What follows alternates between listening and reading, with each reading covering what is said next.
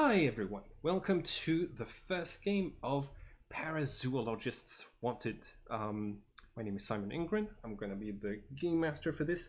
It's set in the same setting and happening at the same time as the other campaign that's happening on the channel right now, which is Trinities. Which means that some things happening in this campaign might affect the other, and vice versa. This campaign is going to be focusing on the magical creatures of the world of Trinities, how they've remained hidden from the profane world, and how our characters are going to save them from climate disaster. Totally lost track. Sorry? Totally. Oh, hey Bandit, Yes. Hello, Bandit. how are you? Okay, still having mag problems, maybe. Okay, we let's see. I am so sorry, guys. I No, fell asleep. no worries. It wouldn't be a session one without somebody arriving late. Come in and join us. Do you remember? Did you read up on the veils and lines we're going to be using for this campaign? Yeah. Okay, perfect. In this case, we should be ready to go. I'm very excited to start this. Now, Bandit, you're the first of the players to have joined this campaign. So, would you like to introduce Ron Baxter and talk a bit about yourself, what pronouns you use, and things like this? I'm Bandit. I'm playing as Ron Baxter, a newbie wizard. My pronouns are he/him, and what else do you need? How much experience do you have with Dungeons and Dragons 5th edition? I have about. I'm still learning, but I have like 5 to 6 years of experience. I'm still learning a bunch of stuff, but yeah, Mm-hmm. Mhm. That's way more than I have. I think I started 5th edition like last year. Um, all right. You are. Uh, um, you are. I think your character might actually already be on the plane when this scene starts. So, because you are the personal assistant to the sponsor, uh, for a lot of things. So your character is actually not gonna be here at the start of this scene. All right. Next up, Senna. Do you want to introduce your character and yourself, please, Cleffy? Yeah, my character Senna is around 23. She's about 5'3". She's wearing as many things buckled to her as physically possible. She goes by she, their pronouns. And one of the things a lot of people will notice very quickly is that she has very swept over white hair and very paled out eyes. And as for me, I go by them pronouns. I am Clef or Cleffy. I've been playing for about 10 years, primarily with 5th edition, though I have branched out into Pathfinder 1st and 2nd, and a lot of other systems just here and there. So I have decent experience with especially 5th edition. No. Did I miss anything? I think that's good. Lorelei, do you want to go next?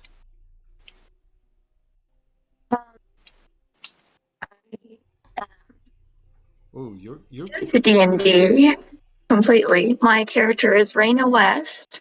She is a druid who has just started thanks to her boss over at the animal shelter being a druid, and she somehow finding out accidentally. Is that good? Yeah, I think there. Do you hear us correctly? Because I just had a little bit of trouble hearing you. Yeah, Hear me you all. too.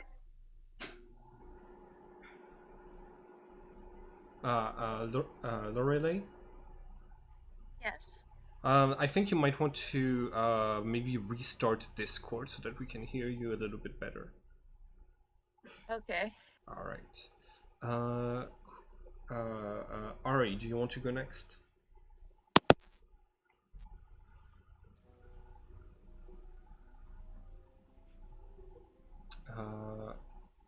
Hello? Yes. Hello. Hey, yeah, I'll go next. Mhm. Well, I'm Ari. I've been playing D&D 5e for 2 years at this point.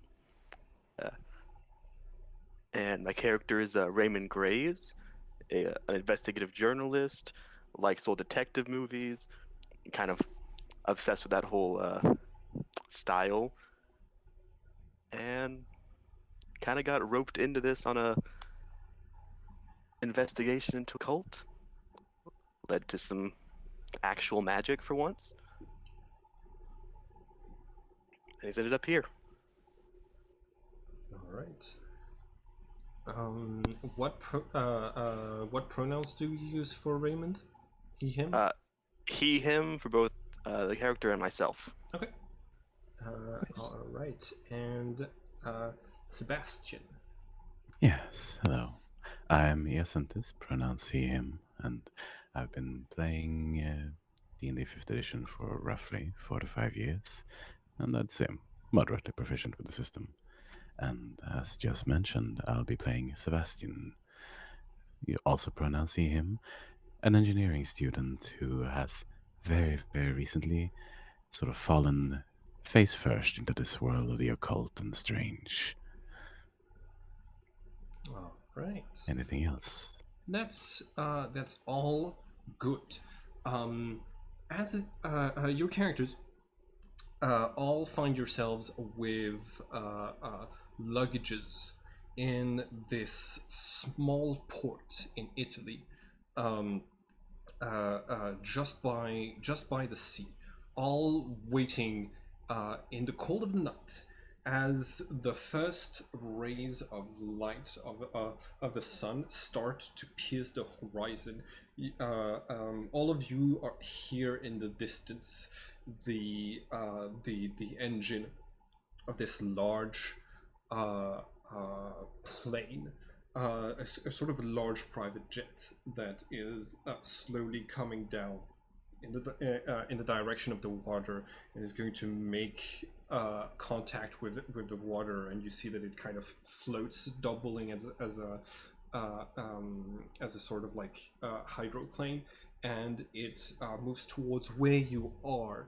While all of this is unfolding, the rising sun and things like this, do your characters like, how do your characters react to the presence of the other individuals present? Like the other three. What is your general demeanor? I'd say Sebastian was probably sort of watching the others rather half suspiciously from at the start, but if they didn't make anything that seemed immediately aggressive, he would be approaching whoever is closest. All right. I think the closest based on the map is Senna. Right. Hi. Hi. You also got called here about meeting up with somebody in a plane, right? Yes, that plan. I'll point out to the one Yes, just coming up exactly. to the water. If you don't mind me asking, do you have any idea why you were called? Because I'm still half grasping all this shit. I get the feeling it might be because I'm just generally looking at each person in the party. It looks like we all have a very specific set of skills. Well, I wouldn't know about that. I mean, strange things are happening, sure, but like, what do you mean by that, even? I get the feeling each of us is here to deal with a problem and in their own specific way. Yeah, if we want to stay on the ambiguous side, sure. Sure. Hi, by the way. Name's Sebastian. Hi, Sebastian. I'm Senna, and Right. I will shyly walk towards the water, mainly just to look and see if there's any fish. Make a perception roll, please. All right, Yeah. first roll of the campaign. This is where it's all where it's all decided whether it's gonna be lucky or unlucky. Come on, nat 1. Hey, excellent. Yeah, there's a couple of fish. You mostly just because the waters are just a little bit murky. You notice them only when their mouths come out to get the insects that get too near the surface. There are there's like you also spot like multiple plastic bottles just like uh, um, drifting through the waters. I think while the plane is doing its thing and making its way over to us, I'm going to try and fish out some of the plastic bottles. Okay. And then in this case, there is a little bit of equipment out here that could be used for that purpose. I need you to roll for acrobatics because you're gonna probably be like leaning above the water while grabbing like an anchor point in order to reach the places where there's plastic bottles. So acrobatics, please, and you have advantage. So Oh, nice. I can roll it again if you want me to. Yeah. Go ahead and roll the second one to see. Okay. Well, it's definitely the 21. You're able to get like all of the plastic bottles that have drifted into this place. All right. What are Raymond and Reina doing? You are somewhat close enough to hear the what the other two were talking about before Senna headed over to grab the bottles.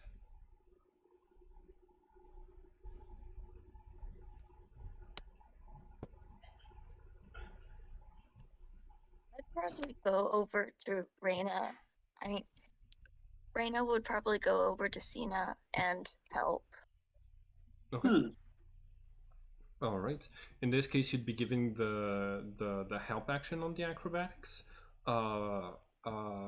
which what yeah. So you help collect, you help clean up the local port. What is Raymond doing? Oh, uh, that's just a good time to introduce ourselves. You know, so he'll just be going around shaking hands, Okay. telling I'll start with whoever's closest, which Seems to be Reina according to the map right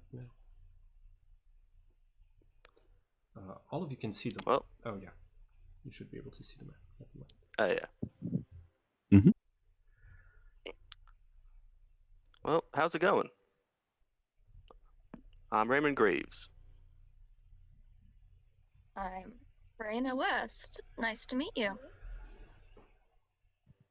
Nice to meet you too.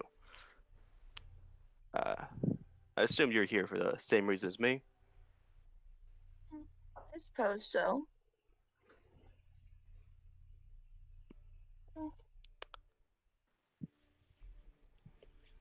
So what do you think of this whole everything?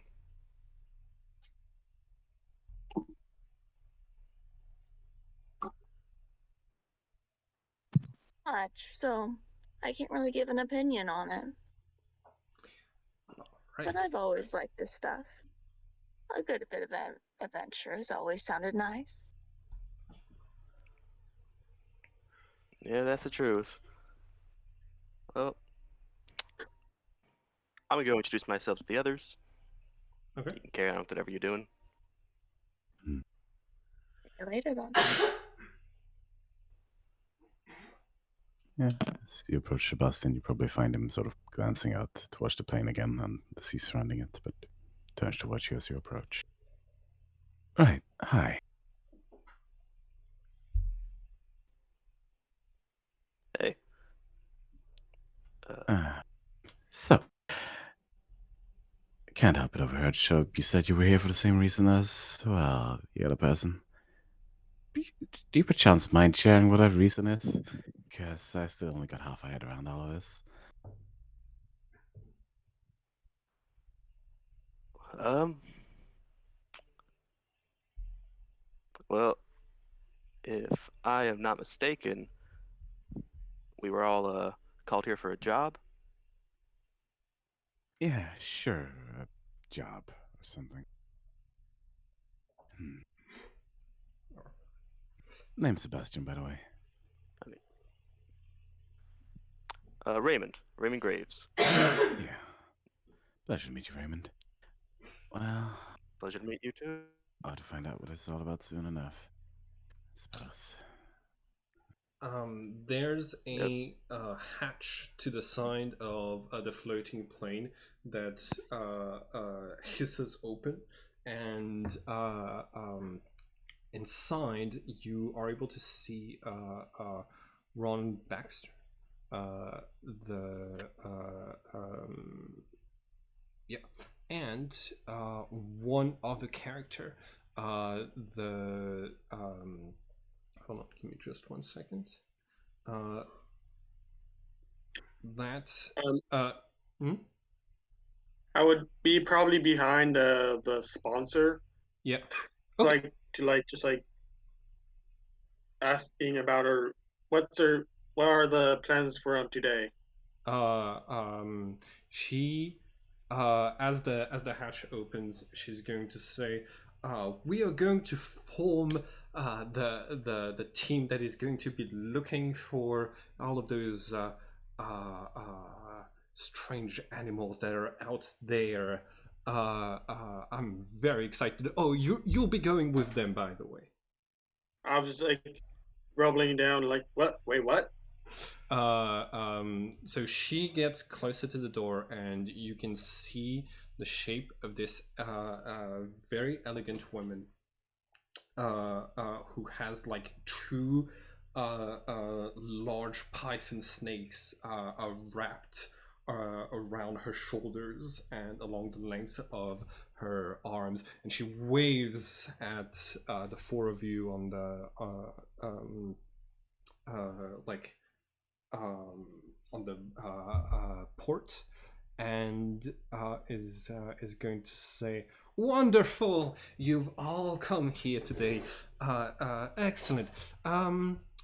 Dolores is going to maneuver the plane a little bit closer. You should be able to step in any moment. Come on in. Right. My name is Ea. Welcome. This is the Xanadu." And she like presents. She shows the interior of the plane. Yeah, you're the one I was told about. Right. Didn't know you'd be riding a plane until very recently, so. Well, I suppose that's something. This is Dexter. This is Santa, and this is Ron Baxter. Oh, I hadn't noticed that yet. You must be Sebastian, right? Yes, that's right. I believe there was some kind of contact. I don't know how you managed to find me, but, well, yeah. Oh, Pleasure to meet you. very simple. Money fixes every problem. So I've heard. It's We should experience that one day. Oh, you will.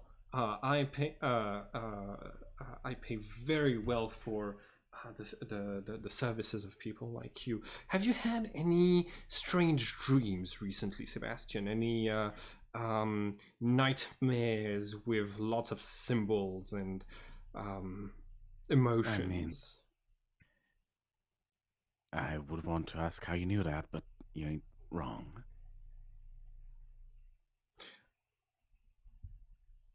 Why? Well, those.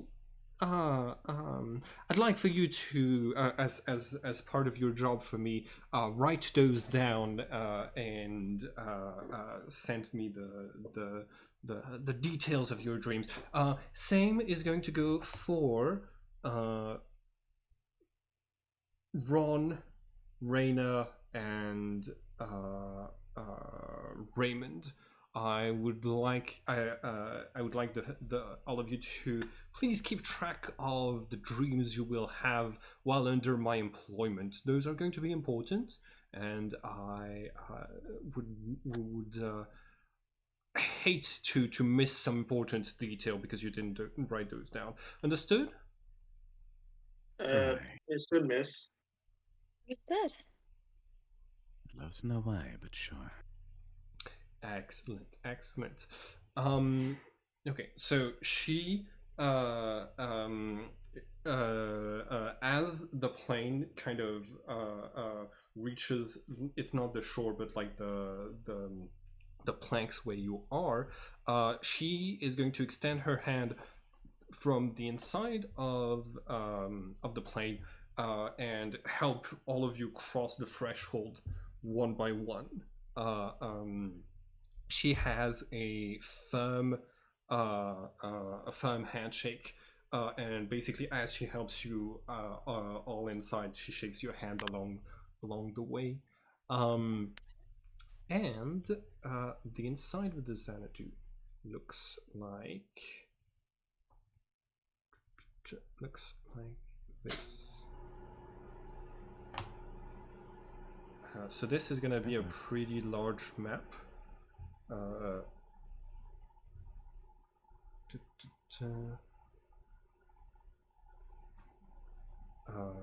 right. So all of your characters are here. As you enter, you've entered basically through the door here that leads to the outside of the plane. It's very hard to find isometric maps for a private jet. So this is the best I have. Amazing. Over to the to a computer is this person who's introduced by Ea as this is Dolores. She takes care of piloting the plane. She and she's also my personal planner. She takes care of my schedule and everything.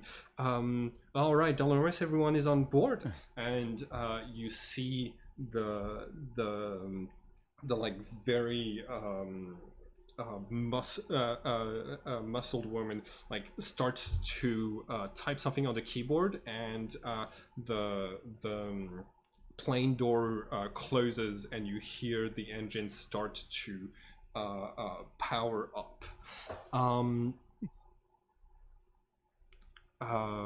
EO is going to say, here, allow me to show you around. Better get used to the plane rocking around a little bit while, because we're going to be on here a lot.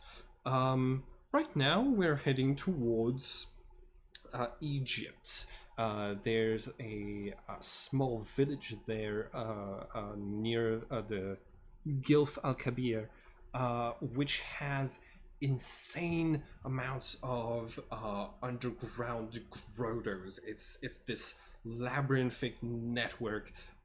It's so easy to get lost. And recently,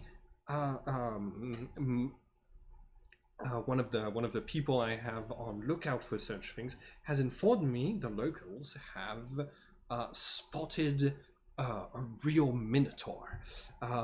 So we're going to head there, and I'm going to drop you off in a couple of hours, and you're going to find me a minotaur. All of you will have satellite telephones that you can use to contact the plane when you get your hands on the creature, very preferably alive. And yes, any questions? Multiple, but gonna take a while to formulate. What? And who knows? I'm like, huh. I'm just like, Ron is just like trying to like sort through his things, just like trying to like sort through his well, note notepad and such. Just like, or like he pulls out in like a pad, in a notepad of sorts. Like starts like scrolling. Okay. When did this happen? When I was going to join this group, plan to join this group. Oh, well, I had the idea this morning, since you've been learning so many things, that you could use that experience out in the field. You're actually going to be the expert on magical creatures. Without you, they might forget to go without a ball of yarn to go hunt for a minotaur. So they'll be requiring your expertise. I hope you don't mind.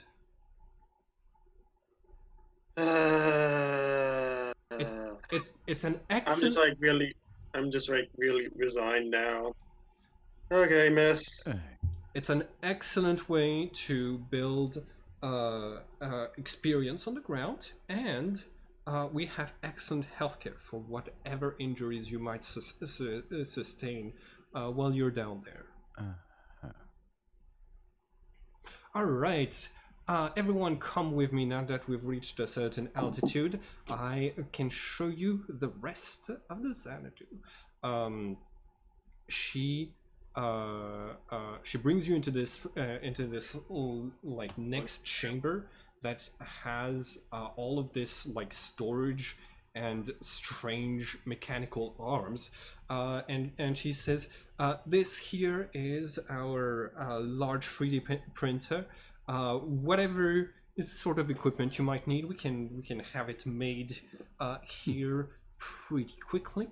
While we're here, Ron Baxter is my assistant. He's going to be the expert on the myths and magical things. Raina, Yeah. Raina is very knowledgeable of natural creatures, and that will very probably help you deal with some of the supernatural ones. Sebastian, you do know why you're here, yes? I have a rough idea. I mean, I was told to stay on the down low with all the weird stuff. Am I free to use it here, or should I? Oh, absolutely. Do avoid doing such things in front of civilians, especially if you want them to stay alive. There's large groups who are trying very hard to keep the supernatural as hidden as possible, and they will kill people to keep the secret. So it's all of our responsibility to hurt them whenever we can, but also to keep such things hidden for now. Right. You are you're our wild card. sorcerer who has magics from very unconventional sources. Sure. And you are actually going to open some doors for us at some point. We also have Senna. I believe you were in one of those one of those groups who try to keep the supernatural a secret. That's where you got your skills. Is that correct?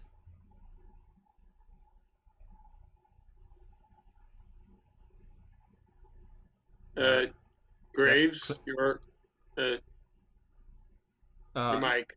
Oh no, I'm talking to Cleffy. Oh, Cleffy. Yeah. Unfortunately, yes. That is where I got them from.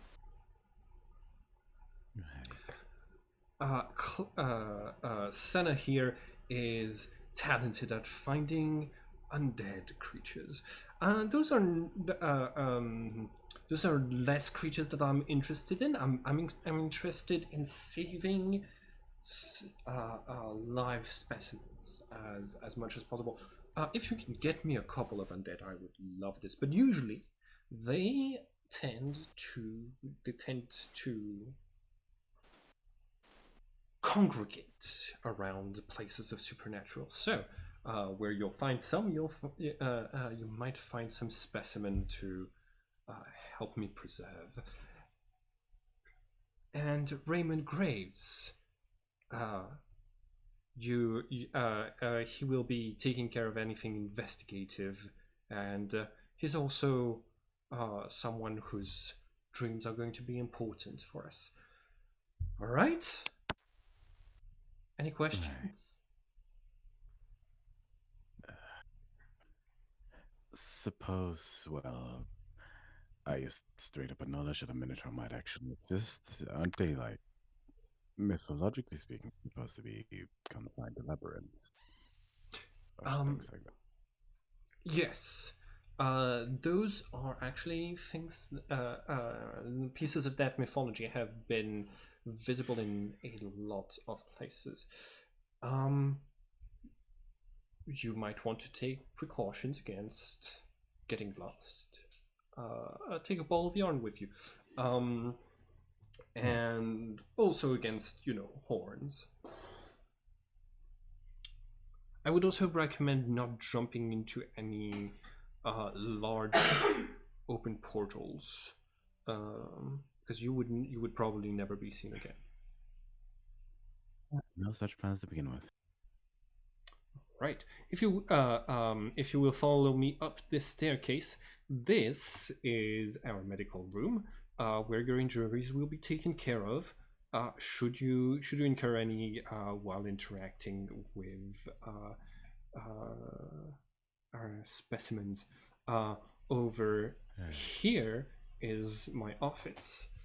You see this like huge painting that is to the side of the office on the wall. That's Ia is going to like pause next to in exactly the same pause and say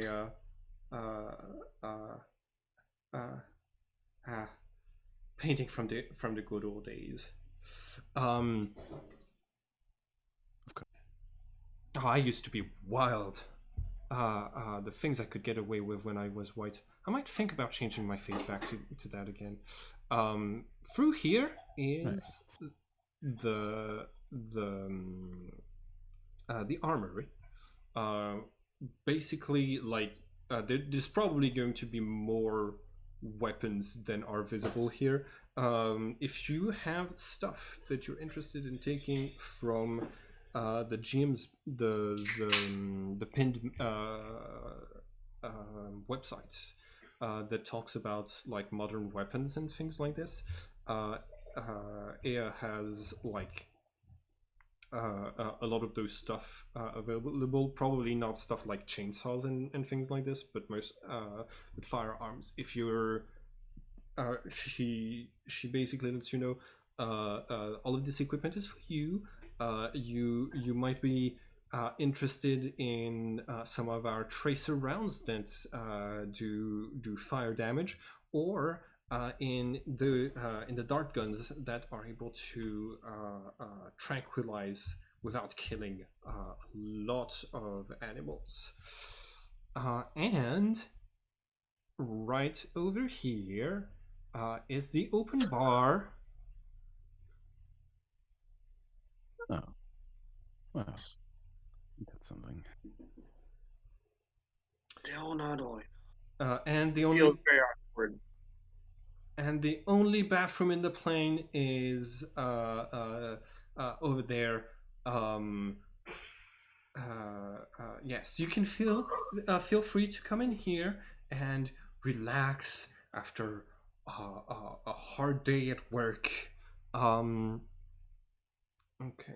By the way, I think the three of you who are dependent on the sunrise and the sunset to recover spell slots, you notice that the period of the sunrise is actually like feels longer than normal.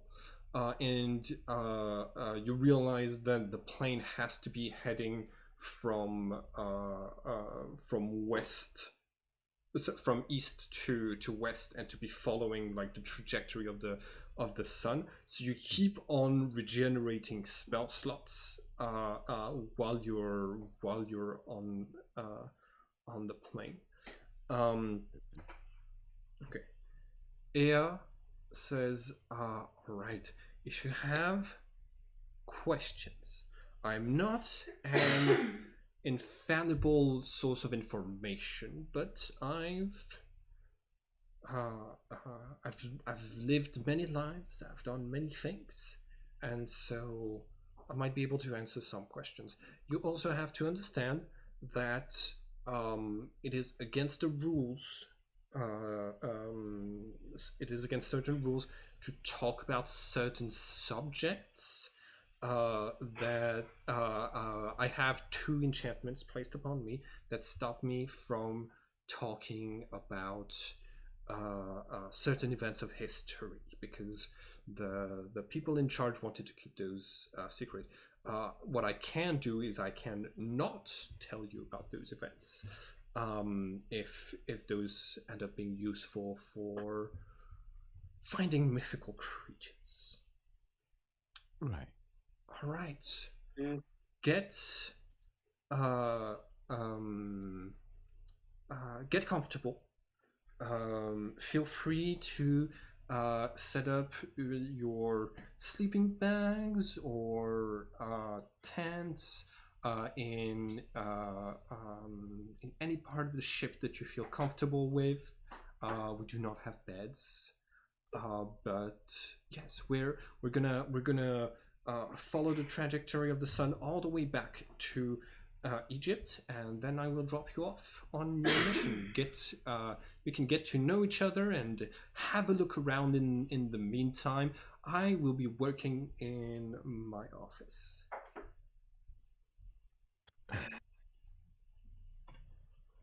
She just leaves your characters here. Lorelei, are you able to control your character token?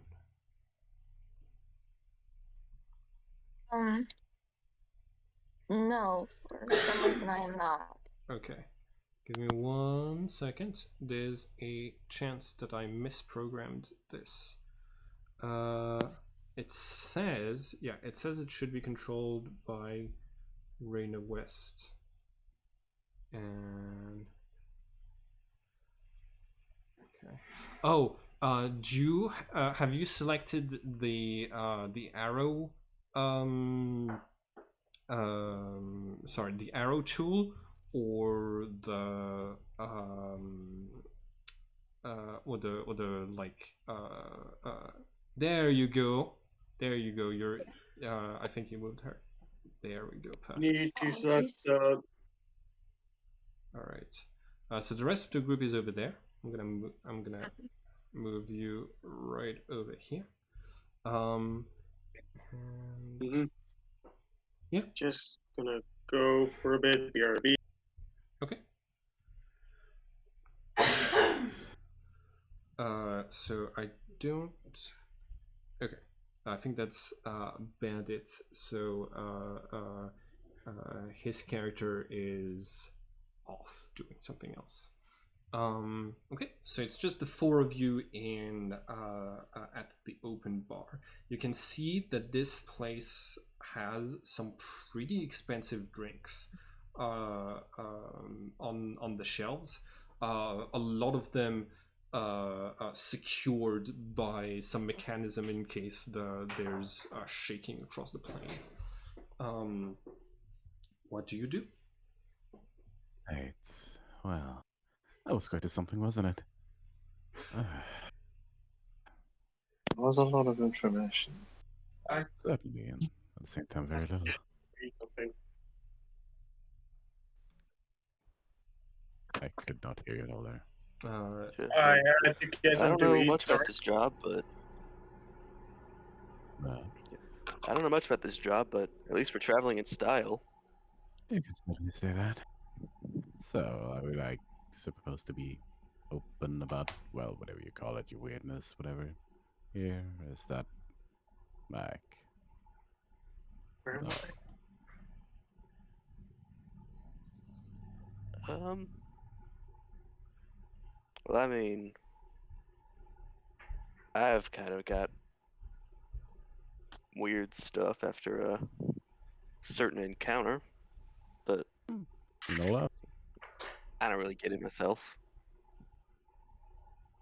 Yeah, now that we are too. Want anything to drink?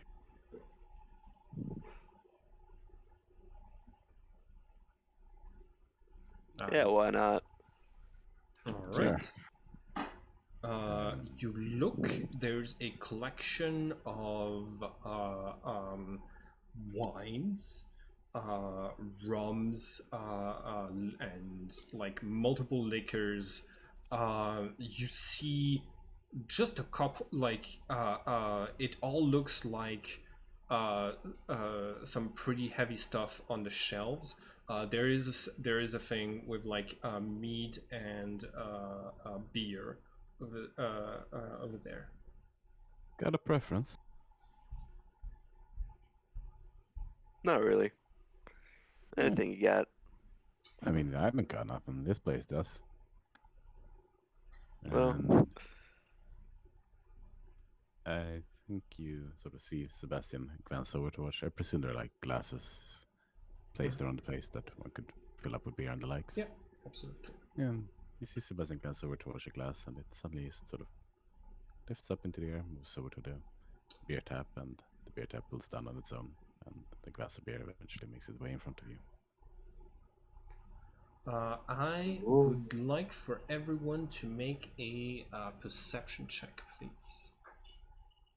It should be noted, just for the DM's sake, that there is no component involved in this. Me too. Yeah. Yes, please. Also, where am I exactly? Ron? Yeah, where's Ron? I forgot. I Ron. had to leave from it. Yeah. He's the character is probably back. Bandit, you're back, right? Yep, I am back. Okay, cool. Yeah. Like your character was off to another room for a few minutes. All right. So everybody, like we still have two people who can roll for perception. Ari, you notice something unusual about all of the TVs, and actually all of the screens that you've come across in this place. even though the display of the screens seems like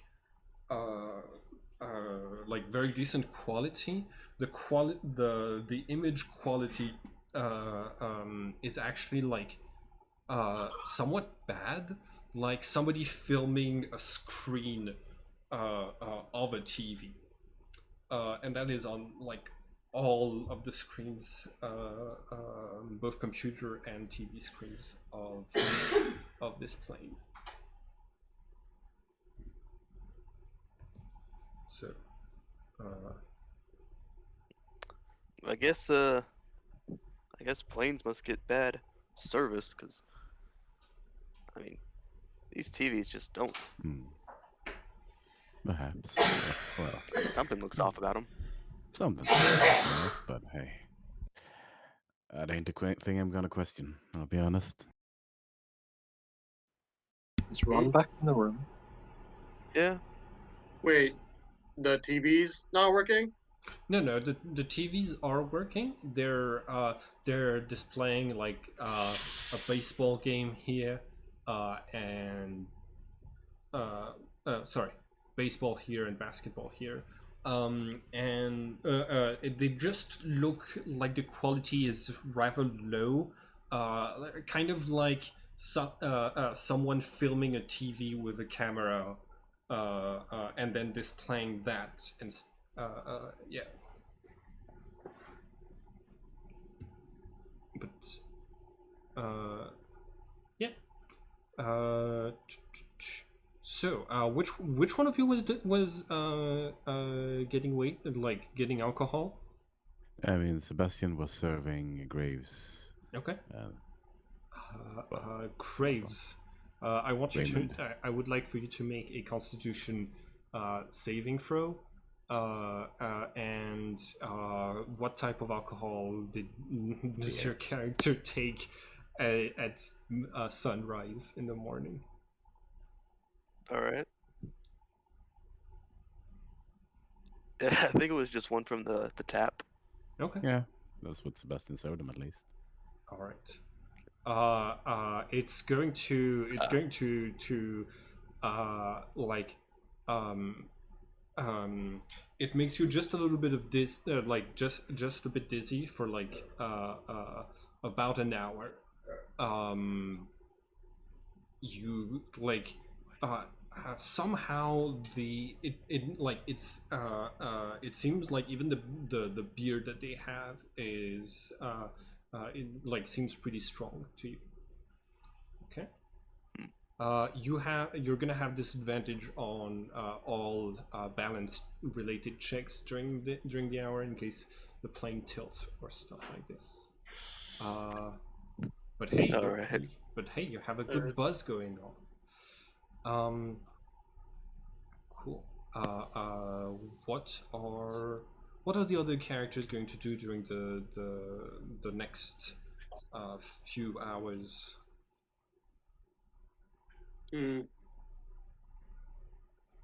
Is Ron back in the room? Yes. Ron, so we have a Medibear type situation, right?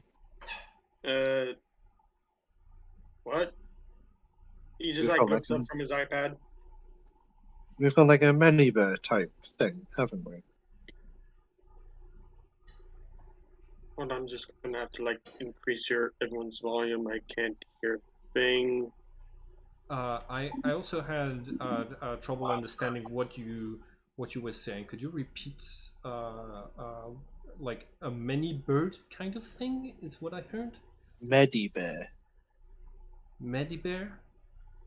Bear. Oh, a med bay. Yeah, Yeah, there's a med bay over here. but do we have a doctor? No, I don't think we. Wait, I think Dolores does that. Yeah. Dolores is the doctor too? Yeah, she's Yeah. Dolores is a lot of things. Mhm. I hope she gets paid overtime.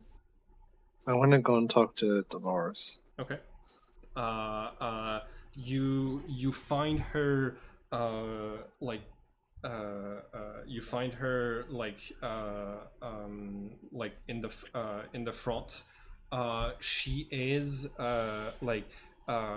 she's on the computer and she has those two half moon glasses, and she seems to be looking over over rather complicated documents on the computer. When you come in, you see that they look like tax documents, and yeah, she's she doesn't pay attention to you as you enter the room. I'll just wait around for a while until she's done. I'm guessing that this travel is going to take quite a while. Yeah. I'll happily just wait. Someone sneezing? Oh yeah, that's sorry, that's in the background of my home. Okay. Dolores,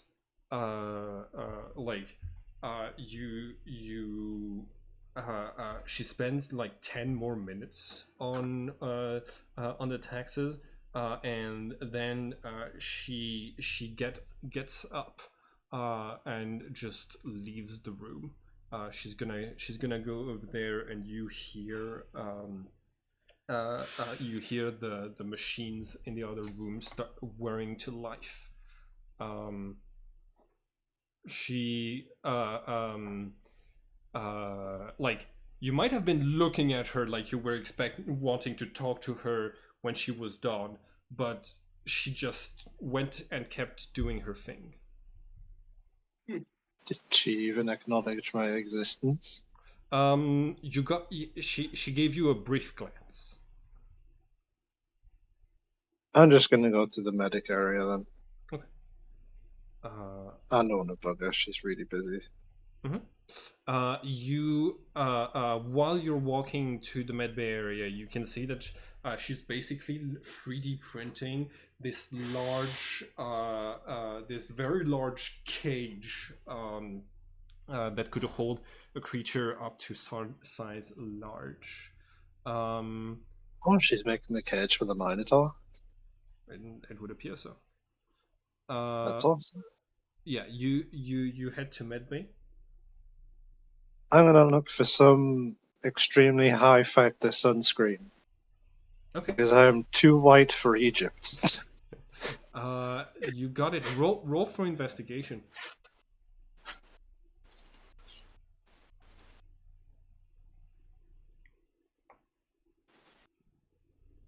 Damn it. Okay. You are going to find sunscreen. It is past its expiration date, and it was behind a lot of bottles of painkillers and things that that could knock out a horse, basically. So yeah, you find the sunscreen. Awesome. I will take the sunscreen and head back to the bar. Okay. And just hope for the best. All right. Reina, what is your character doing during the few hours before you're dropped off?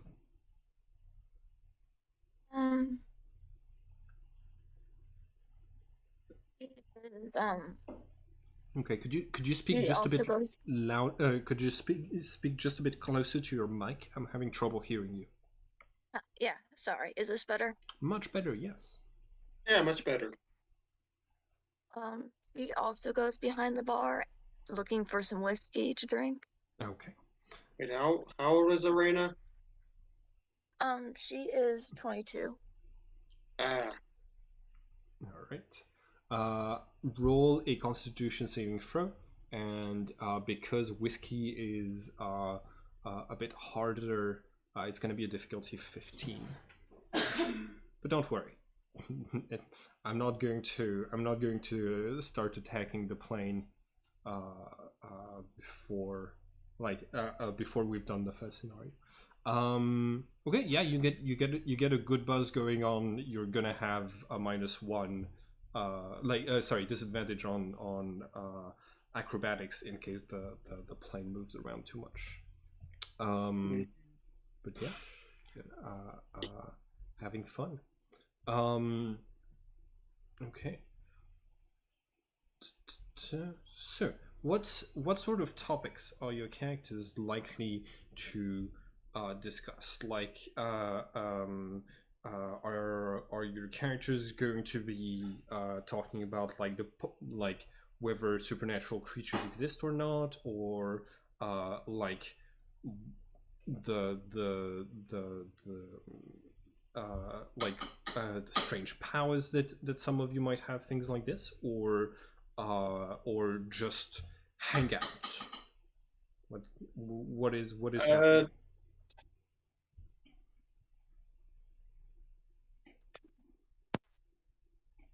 Go ahead. Well,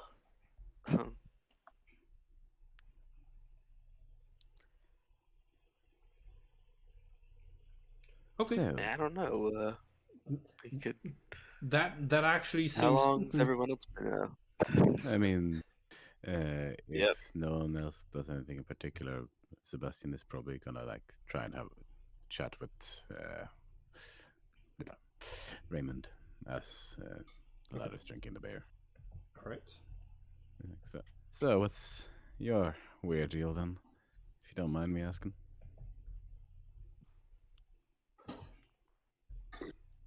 What got you into this? Well, I'm a journalist, and Right. so I look into conspiracy theories and sightings of supernatural creatures. Uh, and for my entire career, it was bullshit. Every single one of them, nothing. I can understand that. That's what I Well, thought until like one literally a time, week ago. So yeah, yeah, go ahead anyway. just a little while ago, I'm investigating these guys like a cult scenario. I haven't heard much about it, but it was a slow month, so I needed something.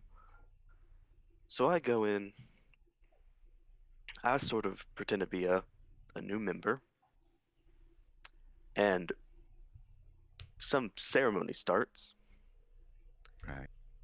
and all of a sudden, there's real magic going on. Uh, at first, it was really interesting. I mean, this would probably make my career, but then something bad happened. They sacrificed or they killed someone like right in front. Jeez. So Yeah. yeah, that obviously wasn't a good thing, Yeah. and things just got weirder from there. Then there's just like a gap in my memory for about a couple hours. I woke up outside, and all of a sudden I could do some weird stuff. Like, Mm. Lot of not nice things I can do with this magic. yeah. I mean, not trying to do many not so nice things, if I'll be honest, but I don't think it'd be an impossible thing to try. All right. But well, I'm no stranger to memory caps either, and the encounters of the strange kind. Although I remember even less of mine. Definitely wasn't any cult involved though. Hmm. Hmm. Um, You gonna Z or So hear how of a did medical thing? your stuff? Honestly, I So barely fucking remember. I was like walking home from university one day. I heard a sound coming from like a brief glade near the forest. Stupid enough to walk in that direction, and next I know I'm in a hospital bed. Apparently had some hand spasm, and yeah, things got weirder from there. both of you, Sebastian, you have this whispering voice that's been following you ever since you've had this strange encounter that that like seems to like echoes in your brain at this moment when you're remembering it, and you hear it say, "Minotaurs? I don't know anything about Minotaurs." It just disappears again. Got the whole classic shebang of insanity, you know, hearing voices and all this stuff. But hey, I'm holding it together so far. I just like look. I was like, well, that's good for you. You want to know what's like to hear voices? I can apparently do that too. Huh. Well, it's a serious question, honestly. Do you? Raymond, right? That's to Raymond, yeah. Yeah. Raymond, you not not voices, but you feel like your what's it called? Your intuitions have gotten much better. Like something is like guiding you at times and helping you reach conclusions better. So not exactly the same, but there's something strange happening. Mhm. I mean, I don't get voices, but I do get feelings. You know, little thoughts and ideas that didn't really come to me as quickly before. Right. Still, want to hear a voice? Could be useful if, you know, going out into the field and I might not want to spook you the first time I have to do it. Mm. Yeah, sure. Very well, and a moment later you will hear seemingly a slightly distorted version of Sebastian's voice talking straight to your head, like inside your very skull. So, yeah, can do this as well. Hope it isn't too Yeah. freaky. Oh yeah, you have the Yes. telekinetic. Telepathic speech. Yeah. Oh wait, so you're Uh, out of character. You're the sorcerer. Yes, I'm the sorcerer. oh, you're a sorcerer. All right, aberrant mind. Yeah. It took me a while. It took me a while, but I found a way to make it work with this setting, and it's. Mwah. Cool. So yeah, if we ever need a you know, subterfuge conversation on that, I can provide. This is very awkward. I'm just Yeah, like that was. saying this out loud, or like, I think I was only speaking to Raymond at the moment because I can only speak to one person at a time. oh, Sorry. okay. Never mind. Yeah, that is unsettling, to say the least. And But I'm sure I'll get used to it. Yeah, and they start speaking out loud. Yeah, well, sorry about that. But hey, potentially useful and everything. Yeah. Yeah. Those like primary things I figured out I can do. Honestly.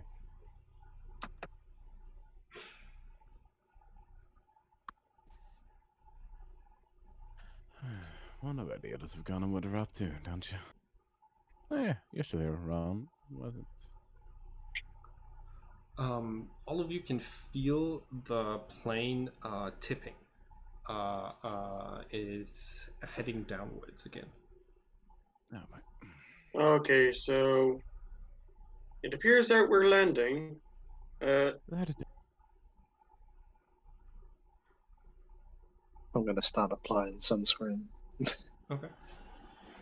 Wait, is that the old sunscreen. sunscreen that Dolores was using? No, wait. It's the only one I could find, and she was too busy for me to ask her questions. Sounds about right. All right. You hear the sound of splashing water as the plane lands, and rather soon you hear cheery voices echoing throughout the plane as air comes comes in with 7 or so very well dressed people with like the and like she enters the room that all of you are in, and like seems surprised to see you there and says, "Ah, yes. Please, could you give us the room?" And you can see she moves to start making drinks for her guests, and says, "We'll be back up in the air in a second." And after that, the next drop is Egypt, and you see Okay. that like 2 of her snakes, Dexter, like both of her snakes extend to grab a bottle each, and they help her make the drink. They seem to be like intelligent and coordinated with her. I'm just gonna like try and like, okay, okay, we shall go now. Just like going to move, try and like push everyone out the room. Yeah, by all means, room's yours. Uh, It's your plane's yours. Sorry, miss. The snakes are cute. I'll just Curious. like help.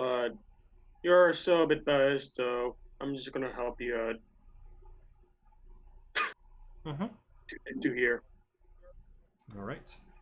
So yeah, you don't Close know the door. you don't know who designed this place, but it was probably some architectural genius who put the gun room right next to the alcohol room. Mm. Yeah. Any equipment that any of you want to pick up while you are here? Is there a whip? Hmm? Is there a whip? Oh yeah, there's multiple weapons. So you see a dart gun. There seems to be 4 of those. Afterwards, it's gonna be this wall of like pistols and heavier firearms, um, like some yeah. So, like the stuff I'll that you want from the GM binder, you can have up like stuff like automatic weapons or a shotgun or stuff like this. I'll be I'll be taking a dart gun. Okay, you got it. Did I give you a thing that has stats for the dart gun? Let me. I think I saw a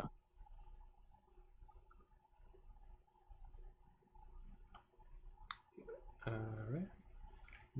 I think I remember seeing a sawed-off shotgun in there. Sawed-off shotgun, yeah, it does 2d8 piercing, and it's a simple range weapon. So if you can wield simple range weapons, you should be able. You should have it. You should probably read the details of how reload and spread work. Yep. Yeah. The dart gun does 1 piercing. It has 1 ammunition. And it's covered, but I think it has in its own description like the things that it can do.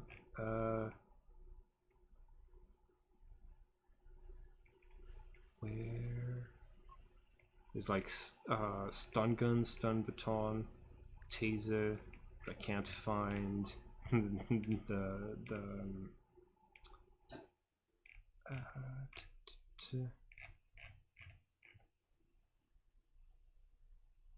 well, yeah, we can just we can just say that it does something like cast sleep at the lowest level on whichever creature is hit by the dart. Mm-hmm. And it takes 1 action to reload. So yeah. Okay. Okay, does it? I'm just looking for him. Dark gun. Here it is. 1 piercing. So Senna, there is going to be a whip. I think you're if you already have one, you like there's a second one in the armory. Awesome. I shall take the whip. All right. You can like you've got the one that you're really used to. That's like rugged and that's been used a lot. This one feels like very new to the touch. It still has this sharp, crisp sound when you grab the lever handle. All right. Do Is it a light crossbow or a dart? a dart gun? The dart gun, yeah. Is it a dart or light crossbow? Would you call it? Oh, it's a dart gun. It just it's the one that is in document. It does just 1 piercing damage, and yeah, it's a simple ranged weapon. It also says covert. You have advantage on dexterity, sleight of hand checks to conceal this weapon. Oh, it's got to be really small. Nice. Okay. Okay, so it's a 1. Yeah. 1d1. I'll put that there. No damage. Correct. It's not a damage from dex or anything, correct? It does Attack. like it does a single damage. And That's nothing. yeah, I'm just gonna count it like what the stun gun does, where you have to make a Constitution saving throw DC 10 or be incapacitated. But the difficulty probably gets raised every time that you get hit by a new dart by 1. So if you got hit by like 15 darts, the difficulty would be 25 to stay awake. Okay.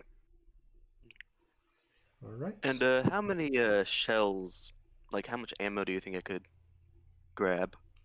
This probably this probably enough to refill the weapons here 5 times. So like 5 full clips. Okay. Sounds good. All right. That'd be 10. All right. All right. Are Ron and Reyna really comfortable in this room? Like you have all of those strangers that are just looking through the weapons and preparing for the mission. Does that make you feel more safe that they're professionals, or more stressed that they need weapons?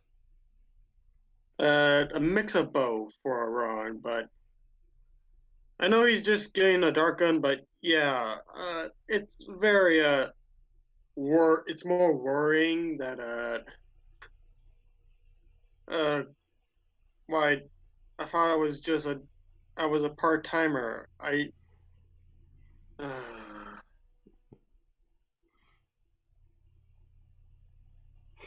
You did not ask for adventure. You asked to be an intern, and then you got thrown into the Lions Mall. Okay. A bit more time passes. Aya has kind of locked herself in the room with her guests. After about 6 hours after you've left the place where you were, Dolores comes to get all of you. Like entering the rooms where your character are and saying a single word, "Come," before she heads back to the front of the ship. I'm just like getting up. Um, Alright, let's follow. she- All right, I'm just gonna get a pot of coffee before I. Okay. Well, Okay. You've got your cup of coffee. mhm. Okay. She brings you to the front room of the plane, and hands each of you a satellite telephone. She says, "One number on these. It's the it contacts me. I come and pick you up at the next sunset or at the next sunrise." Awesome. You're in this room, correct? Yes, this room. Yeah. Um, you can call if you need to ask the boss some questions. You can call if you need us to drop you equipment on the next time we fly over, and you can call if some of your die. Right. What? Not Right. die? Not if you do. Minotaurs are very dangerous when they're pissed off. So Noted. Uh,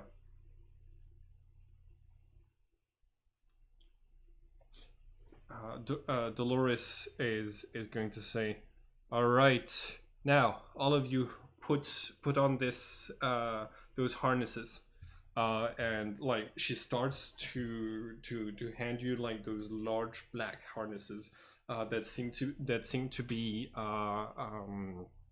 basically like climbing harnesses. She instructs you on how they work pretty quickly, and lets you know that you're going to that she's not stopping the plane.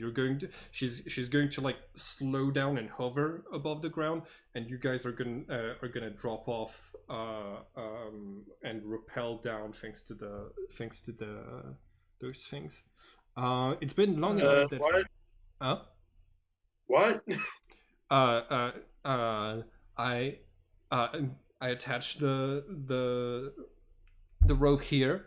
You the plane will be over the ground. You jump, and It's you like, wait, jump? Right. yes. You use this hand to stop your fall, and and then you give it a bit of rope with this hand, and until your feet touch the ground. Right.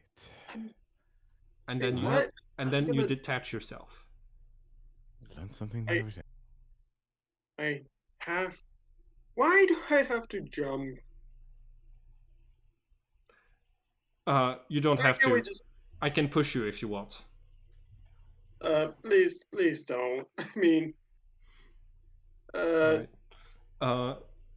She moves back towards the computer, and you can feel the plane start to dip down.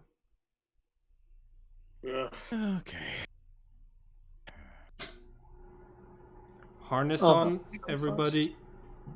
just Got like, it. just like double checking, triple checking, Okay. quadruple checking. All right. She's gonna ask. You all got water, right? Mm. I got coffee.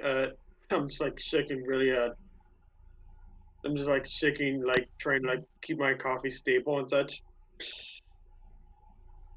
Very fine. Got an extra supply one could bring with them, just in case. Good luck. She presses a button, and you have the psh of the plane door as it opens. Your harnesses are attached to basically the top, like to the door, as it's like above the void, and Yeah, you see your ropes, like you can tell that your ropes will reach all the way down, but everyone needs to make an acrobatics check with advantage because the plane is still and you have some good equipment. But yeah, everybody has to make an acrobatics check, please. Mm.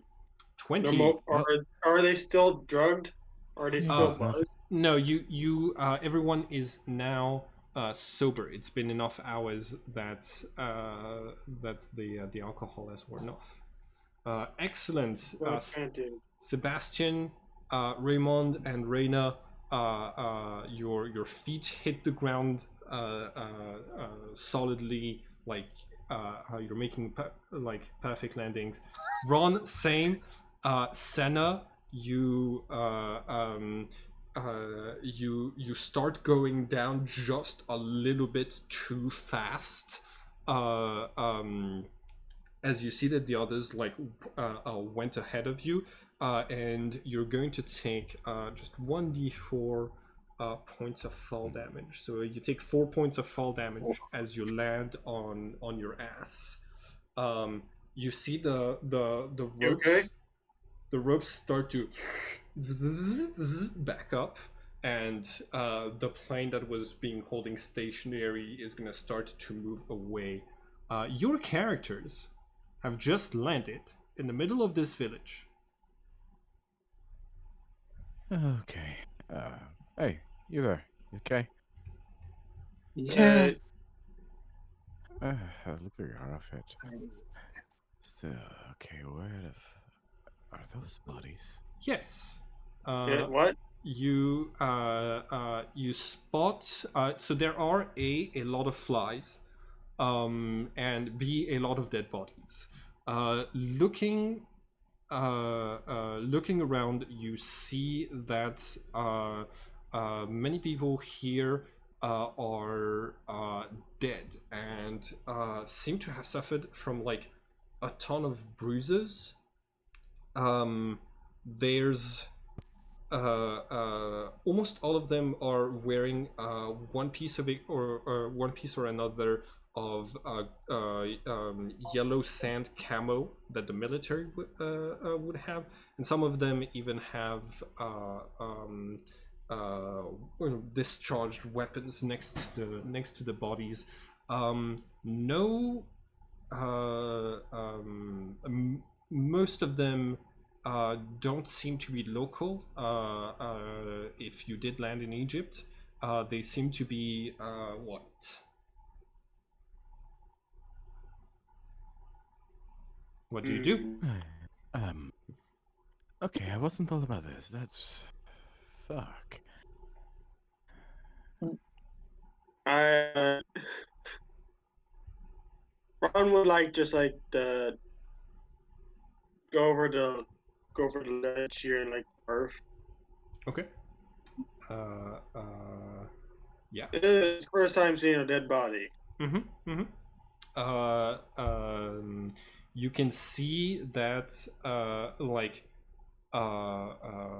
there's a hole in the roof that your vomit goes through, and you can Oh dear.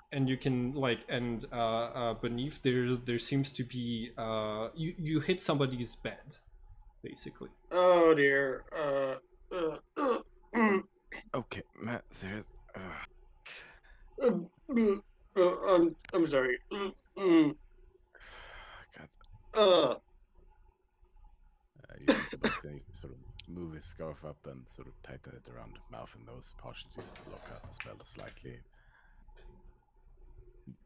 Pointedly not looking over at the barfing man. I'm gonna walk over and see if I can figure out how they died. Seemingly unfazed by the smell. Rena is going to go as far away from the bodies as possible and just hide in the corner, trying not to see them. Mm-hmm.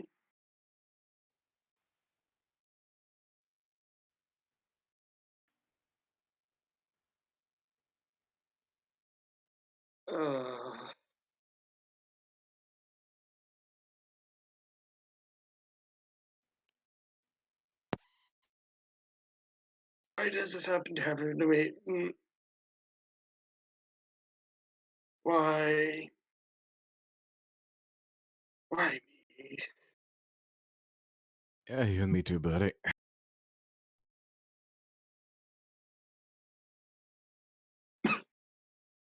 Uh, I was away for a sec. What did I miss? Not much. Not Basically, much. just kind of said this between Ron and Sebastian. All right.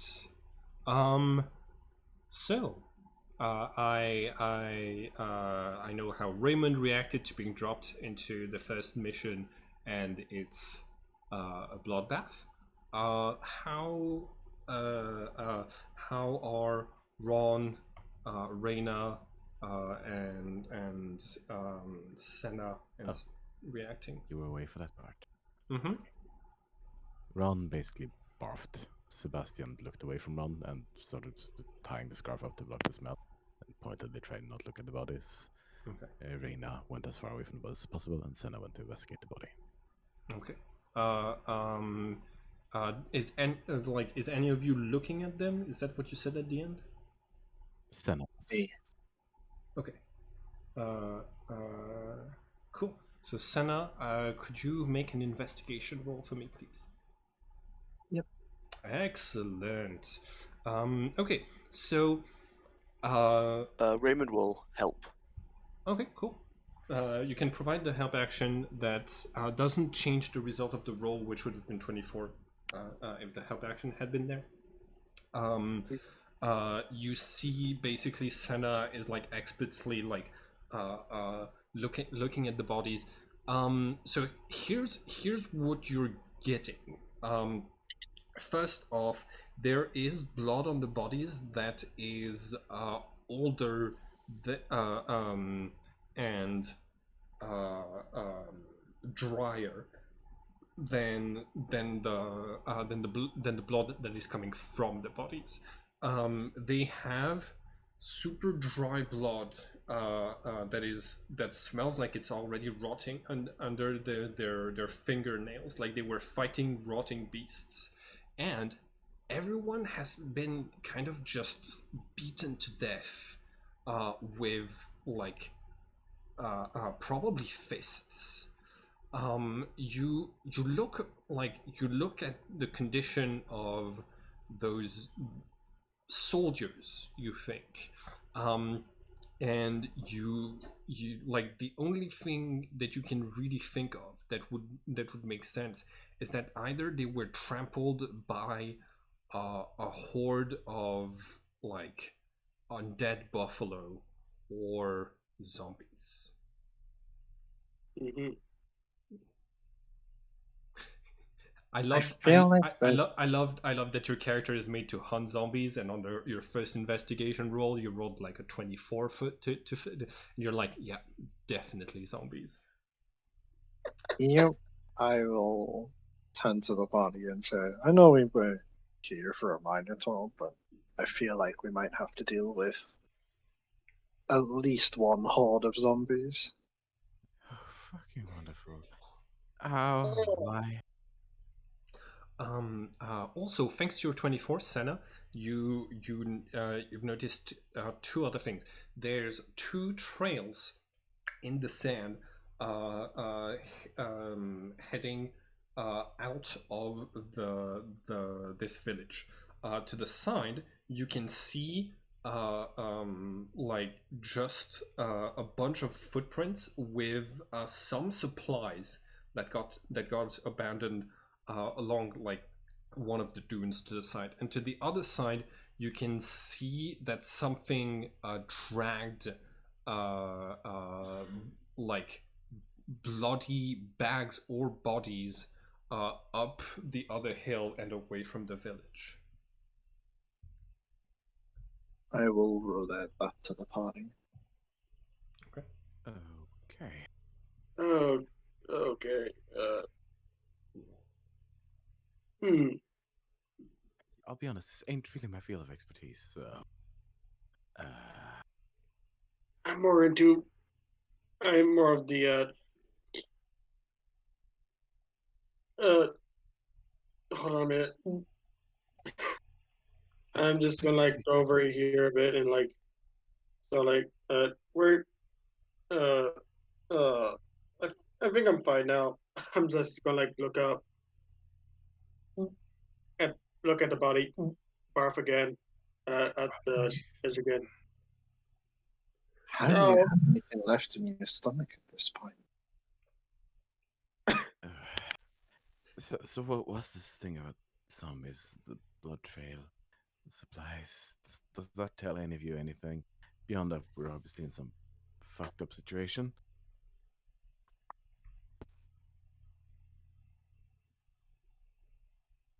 I feel like of the two trails, the one with the drag marks is the one that feels the more important. Sure, go chasing off whatever dragged bloody corpses across the landscape. Why not? mhm. How big do the drag marks look? Would I be Um, able to tell that it was humanoid or larger? I would like for you to make a survival check to inspect the trail.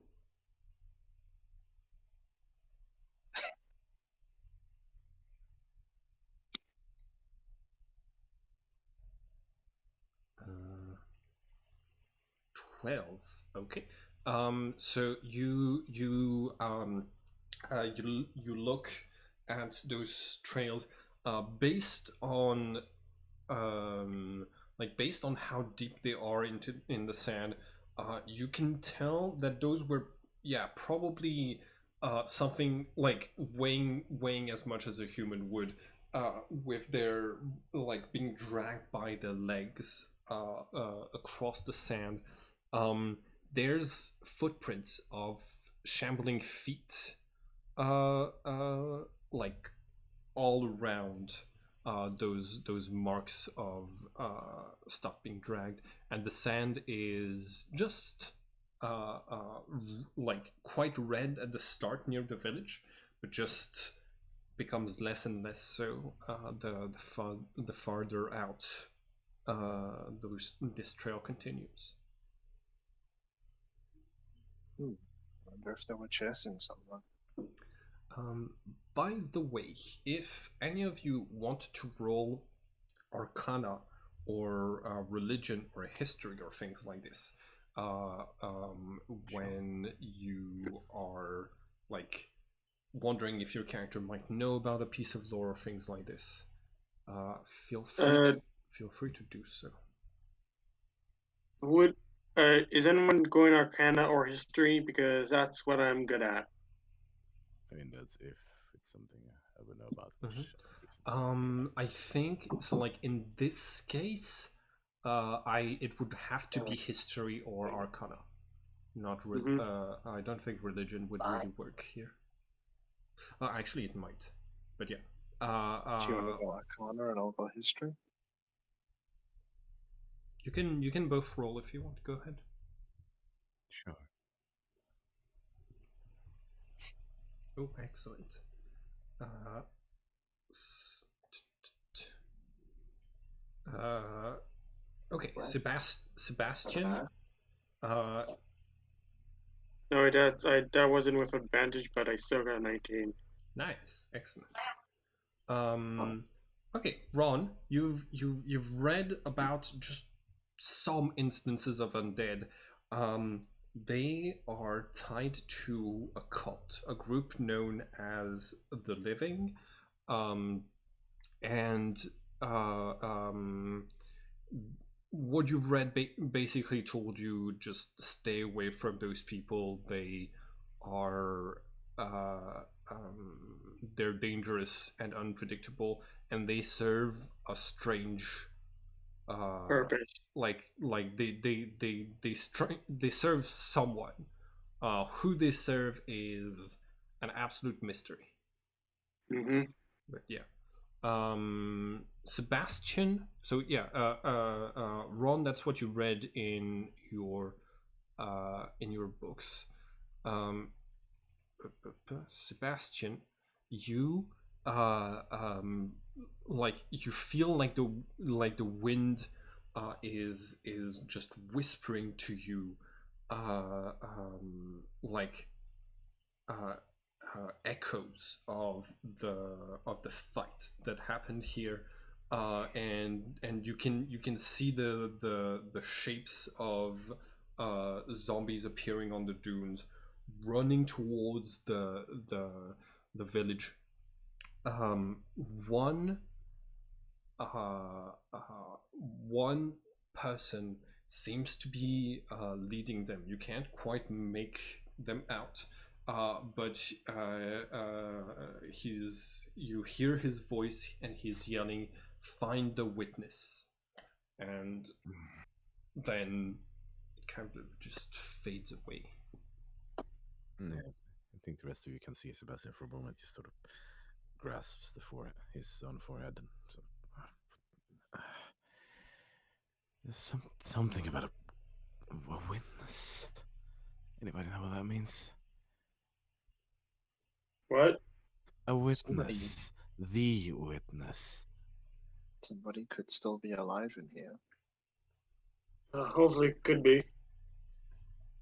Were they the one that witnessed the Minotaur? Is that it? There was a lot of zombies. Someone commanding them. Okay. Okay. That is a Okay. potential. That could be a potential. I think I'm done now. It done. Wait, what? Look at the body. Yep, I'm done being sick. Okay, good. Oh,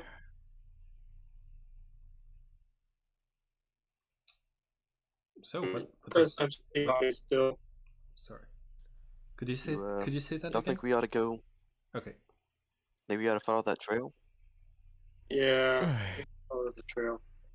All right. Right. Your characters start to head out of town. I would like whoever it is that is following the trail to make a survival roll. You probably have advantage because the other players are like here to help keep track. But yeah, who's up at the front following the footsteps in the sand? Who's best to survive? I can take it, I guess. Okay. Okay. I'm proficient, but I don't have any wisdom, so Mm. I have -1 Hey. to it, so you'll do better than me. I only have a 1 to it, so you'll do better. Well, All right. Go ahead. all right. Very well. 6. All right. Okay. The wind starts to blow the tracks out of existence as you are like maneuvering throughout the dunes. There ends up being so much wind that you can't any longer find the footsteps in the sand, and when you look behind you, you can't find the tracks you used to get here either. I would like for Alright. everyone to make a Constitution saving throw, please. of course. That was a terrible roll. I love that. Thank Fuck. you. Okay. All right. Raymond and Reyna, both of you take 1 level of exhaustion. The first level of exhaustion gives you a disadvantage on all of your skill checks, and yeah, until you've found a way to rest. The winds are really starting to like push back against you. Your feet are digging deep into the sand and they're hard to move. Just being in this environment is not good for the two of you. The others are managing. But yeah. I forgot Right, maybe sunglasses. we ought to head back. I don't see where the trail's heading anymore. You Uh, you look on for how to get back, and you do not see the trail on heading in the other direction. God damn I would like yeah. to. Go ahead. Hmm. What were you going to do? Because I pretty much got nothing. I was going to try to look around for any animals that might be nearby. All right. Roll perception, please. And I'm gonna give you advantage. Excellent. Okay. You're going to find yeah, you're looking around. You're going to find this large red scorpion. That's just like heading like kind of perpendicular to it to you guys, and doesn't seem to be like to feel threatened by your presence. But you spot it moving through the plains. What do you do?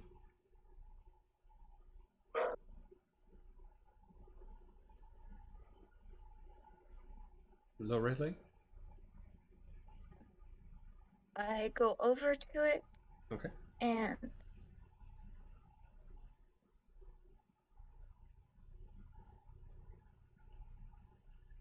Could you say that again? I can hear what you said.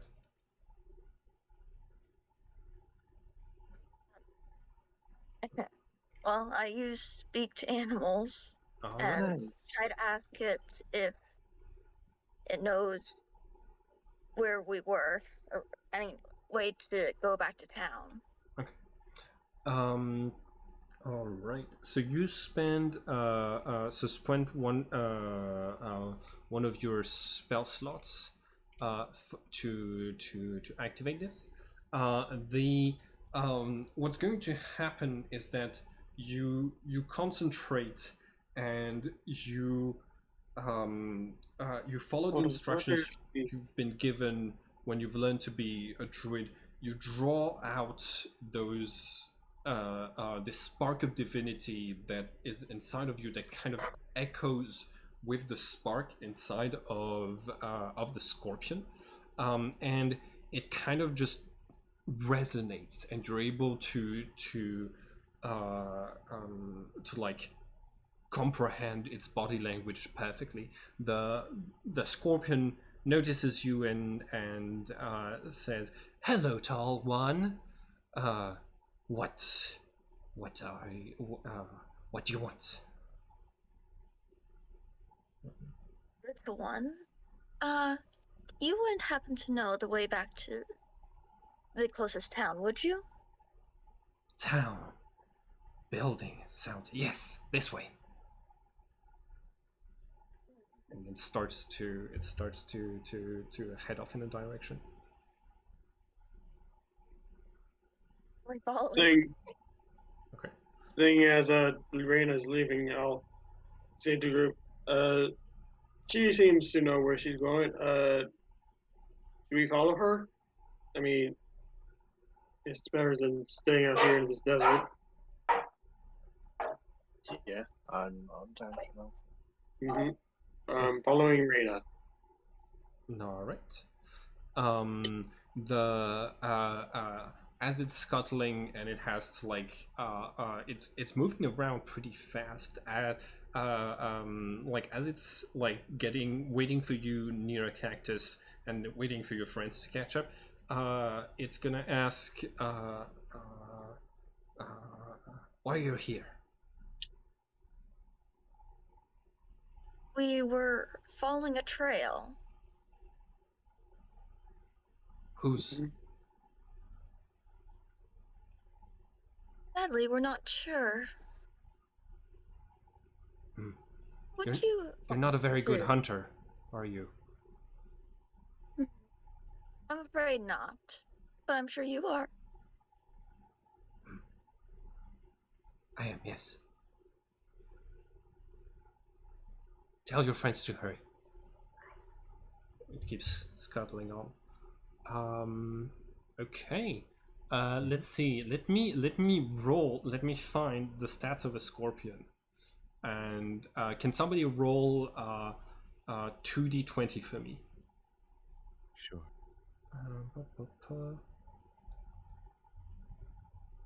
The 20 and an 18. Okay, just a regular scorpion.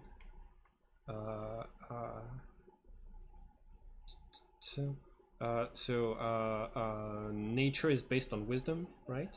Intelligence. Intelligence. It's a good thing. It's a good thing the scorpion has advantage. It rolled really well. Okay. After like an hour of wandering, the scorpion turns back around to you, Reyna, and it says, "We're here." Thank look you, little around. one. You look around and there's nothing. You're still in the middle of nowhere.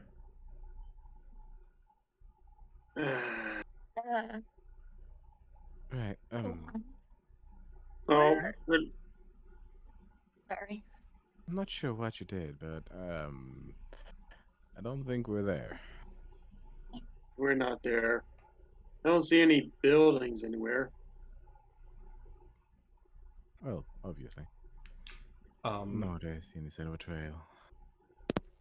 So, Could what now? there be something under the sand? yeah, the scorpion starts to dig the sand beneath itself, and just Does it buries itself under a thin layer of sand, hiding help with that. from you. Lorelei, you understand this more as a sort of like the creature hides in shame for having gotten lost. Is it indicating we should dig or something? Because it can be done if you really need to. No, no. Right.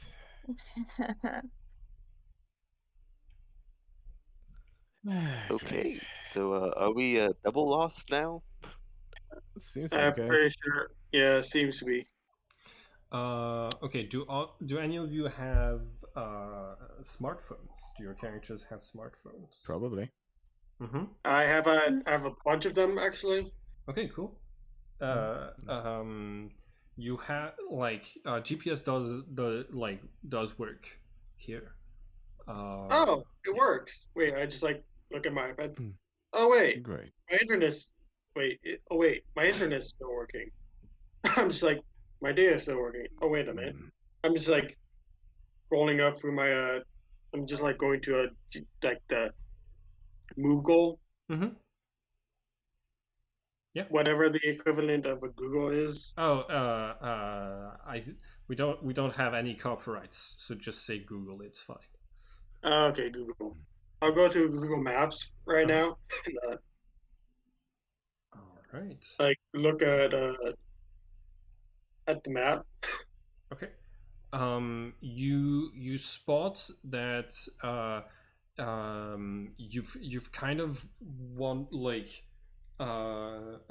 you were heading in one direction, and then the scorpion kind of took you in a different direction. If you kept going in the same direction, you would have ended up in what appears to be this large factory in the nestled against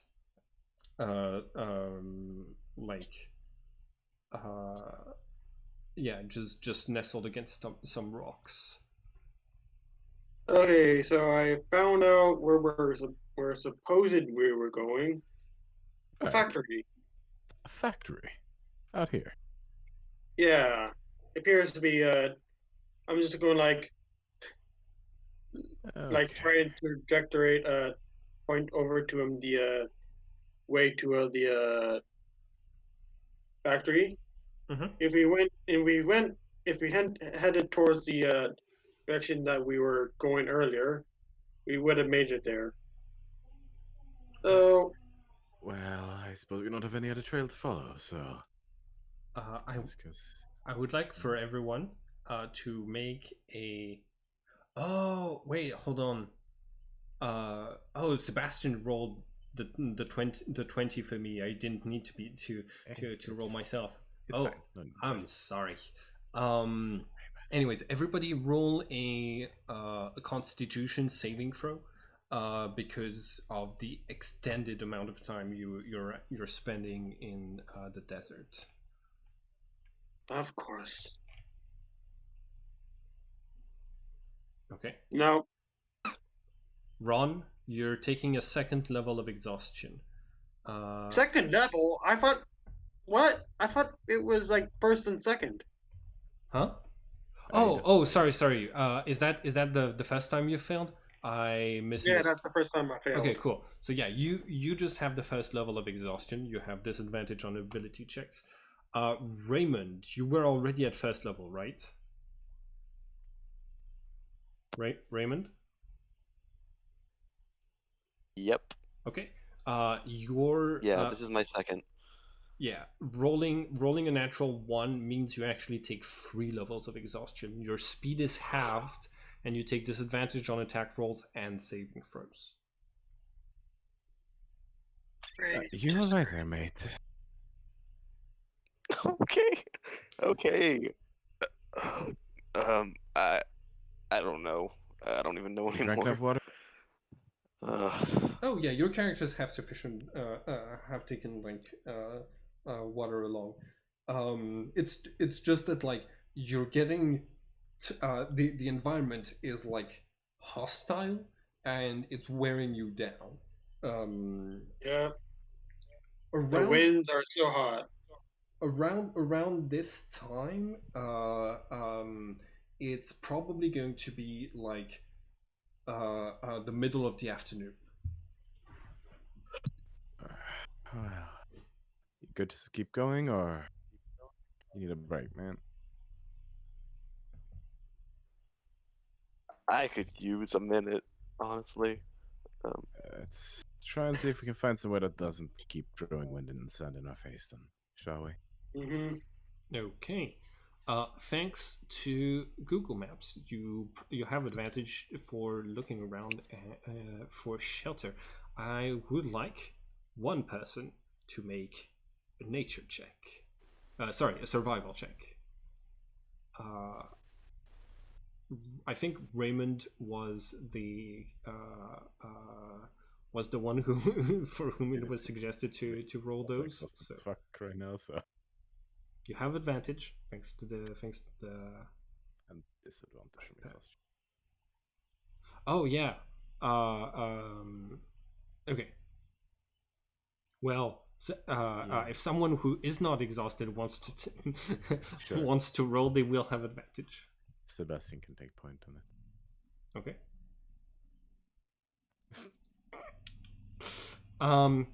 You head for what? Okay. You head for what appears to be like this tall mesa in which you'd have like shade. By the time that you get there, the sun has moved and the shade has moved to the other side. And I need everyone to make another Constitution saving throw. Okay, Senna, No. you take 1 point. Reyna and Raymond also. Ooh, Raymond, that brings you to okay, and Ron as well. 4. Yeah, this is a bad place to be. Exhaustion. Raymond, your hit point maximum is halved. We need to take a rest. It's okay. It's okay. You're level 1. It's what 5 HP off of him. I have 4 hit points. Okay. Yep. Oh. Alright, okay, this Oh, definitely doesn't work. Okay. I would like for everyone to roll Arcana. There's actually something pretty interesting happening here. There we go. Okay. I'm rolling well today. Nice. Oh wait, was it supposed to have disadvantage on that, or? Yes, Exhausted if you and- have the first level of exhaustion, then you have disadvantage on that roll. If you want a slight tip, Well, I you mean, can it can't enable get exhausted better than a 6. tracking So on Cool. Senna with the 15 and 17. Perfect. So your character. Okay, so give me just 1 second. Okay, you've. When you were being trained by the Devoured, you've some of their legends say that there's this strange dimension called the Labyrinth, where one of the limbs of Kronos might be. It's one of the places that they were really interested in finding doors to. It's also a strange dimension that seems to leak out of openings into it, and you keep getting lost. And sometimes you spot things out of the corner of your eye, and when you look, it's not there. You feel like there's a distinct chance that you're near a portal to the labyrinth, and that's making it really hard to find your way around. Oh great. Right, well, this clearly isn't working, so I can try to make us a shelter, but don't know if I can make it work. Can do it with dirt, but don't know about sand. If you have like Dungeoneers packs or like Travelers packs, that probably comes with a tent of some sort. So you might be able to. You could set up camp. It is okay. So currently, the with all of the rolls that we've made, the sun hits the horizon. Everyone. Yeah, we're just going to. So the three that I said were affected by spell slots and the sun. You start regaining exhaustion levels. You start like you recover from exhaustion levels at the rate of like 1 every 2 minutes, and you start to recover spell slots and HP as well. So that is everyone except Senna and Reyna.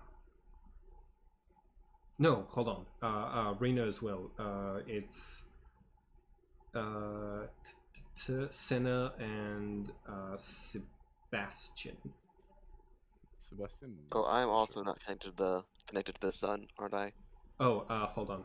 No, not okay. Hold on. No, Sebastian is connected to the sun. It's Raymond and Senna who aren't. There we go. That's the ones. Mm-hmm. So you, so yeah, you're gonna need to rest the conventional way. Mm-hmm. I hear the love of the outside and Yep. the fascination for the setting of Egypt in your voice right now. I think Yeah. Sebastian would try just to see if it can be made functional at all, and just Okay. reach his hand out towards what seems to be a reasonable sort of down spot in the valley or whatever, and try to see if mold earth would at all be effective at just Okay. creating some kind of local shelter. All right. Within. Okay, it's a one action cantrip.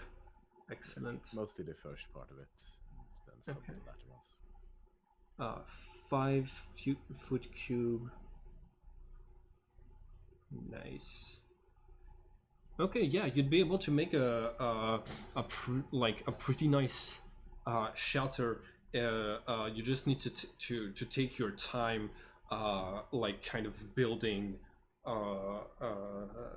block by block. But you're able to basically like carve and like a room with like decent like with some sunlight and openings for a fire and to come in and out, but that is otherwise like well protected from the wind. Right.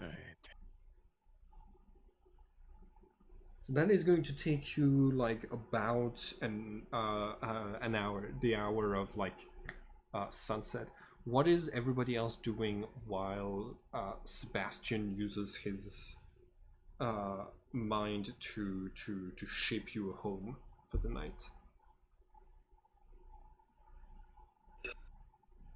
I am making something to go over the top of it out of like some of the stuff in my explorer's pack. Mm-hmm. So we have like a cover to go over it. I'm passing out the minute I get a chance to. Okay. You start taking a long rest. Okay. What do Senna and Lorelei do during this? I was making the cover for the top of the. Sorry, say again. I was making a cover for the top of the shelter. A cover for the top of the shelter. Perfect. All right. Reina? Would there be any way to investigate the factory a little bit more on the phone? Absolutely. I would like for you to make an investigation check. Thanks to the internet connection, you can like you have a chance of finding some information through that. So go ahead. Nice, 19. So it is a factory that is owned by like the brand that's on it is like this large petroleum brand. It's at the address of the site, it is listed as a refinery center, and yeah, like it lists that it has like between 20 and 200 employees depending on activity. Hmm.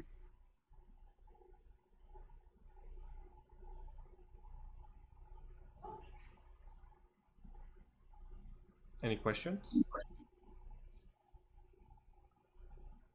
Hmm. Okay.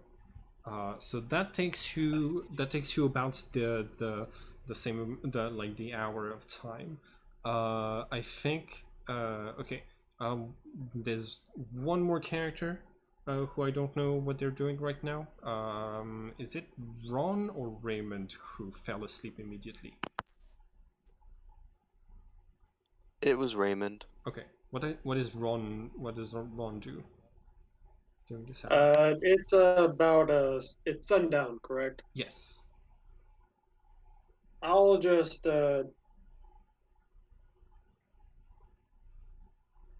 message Miss Ia. Mm-hmm.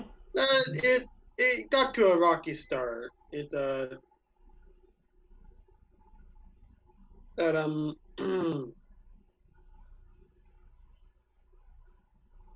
it got off to a rocky start. Very quickly for me, Okay. and I really want to. I just I didn't expect this. Okay, I should have expected this, but I didn't expect it. So.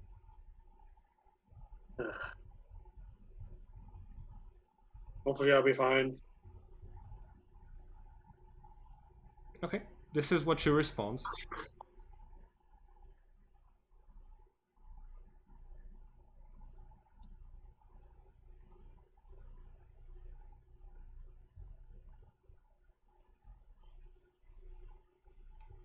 Mm-hmm.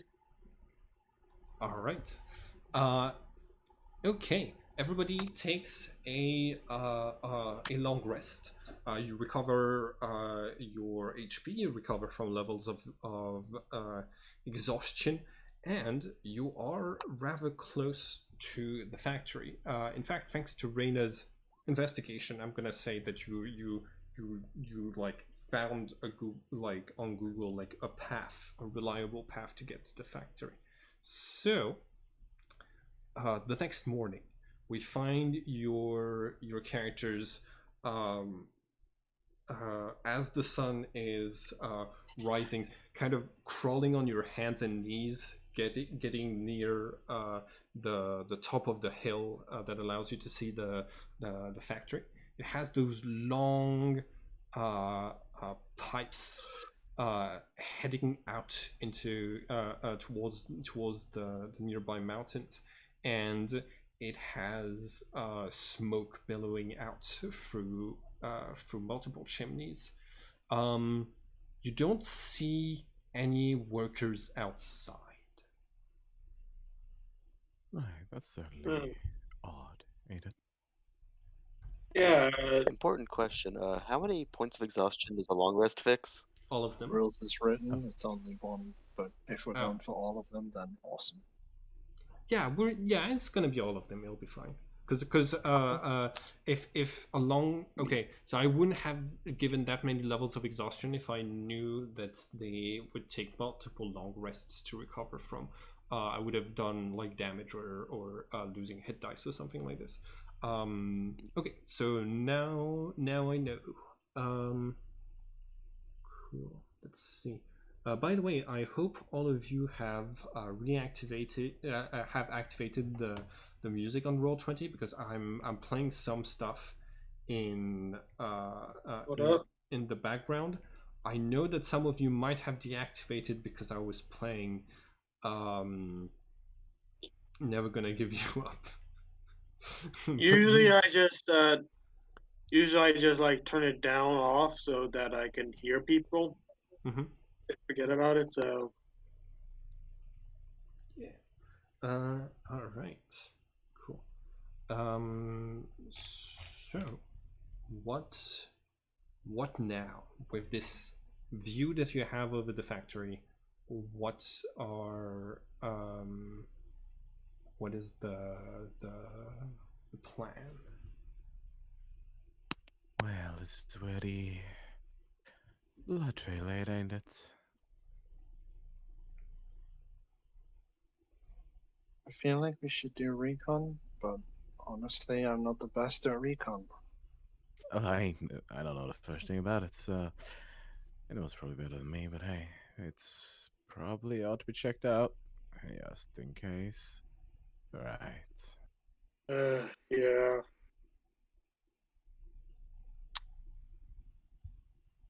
Yeah, I think if we So- can try and sneak towards one of the back entrances. All right. Who is okay, so I need if that's the plan we're going with, I need everyone to roll stealth, and I need half the group to pass the difficulty 10. Mhm. And there's 5 of us, so that's perfect. Okay, so I'm not horrible at stealth. 3 people have passed. Excellent. Okay, so you're heading towards nice. You're heading towards the back towards the back doors. You get close to the back of the factory, and you're being super stealthy. You don't think there's you don't think you should be getting spotted from the factory itself, but Sebastian, I would like for you to make a dexterity saving throw, please, as the sands around you shuffle, and the hand of an undead reaches out from beneath and grabs your foot, and you all your characters, you're going to see zombies hidden beneath the sand that are going Oh, to great. start emerging all around your characters. Let's Great. token layer. There we go. And because you were heading towards the back, I'm Nobody sorry. make any loud noises. And because you were heading towards the back, I'm sorry, but it's the portion of map that we have to fight on is slightly smaller. Okay. Turn-based. I would like for everyone who has a to please select your token on the map, and then click initiative on your character sheet, because this will automatically add you to the turn order without me needing to individually add your tokens. So this basically saves us a lot of time. Cool. Mhm. All right. Okay, so now we have 4 people have rolled initiative. Reyna? Lorelei. Reyna? Or Lorelei? Could you select your token and roll initiative, please?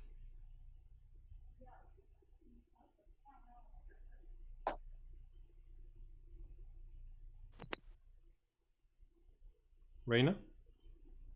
Yeah, Oh, you for some have. reason it won't. Oh, that happens sometimes where it will lag. So it's all the way. Hold on, where is it? Yeah.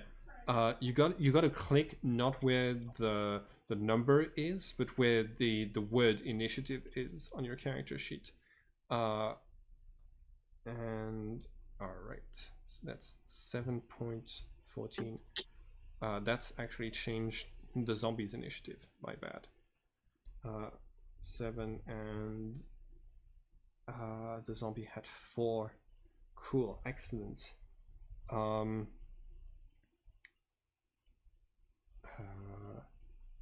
And battle music gonna start now.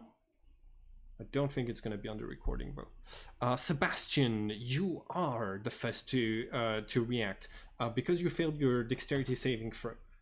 You unfortunately are grappled at the moment by a single zombie. What do you do? Get away. And as a bonus action, I would like to use the part of the telekinetic feat that allows me to shove one creature I can see within 30 feet of me. Okay. And try and just shove the zombie away from me. All right. Excellent. I would like for you to make a strength roll to see if you hold your ground while it's trying to drag you back with it. Strength check? Yes, please. Or athletics? Which one? Oh, athletics for you. Ooh, it's actually not pushed back, but you are able to free yourself of its grasp. What in the world are you? Stop moving. I hope all of you are able to zoom in and like the little tokens for the zombies. Aren't they just marvelous? Those are gross. Okay. Yeah.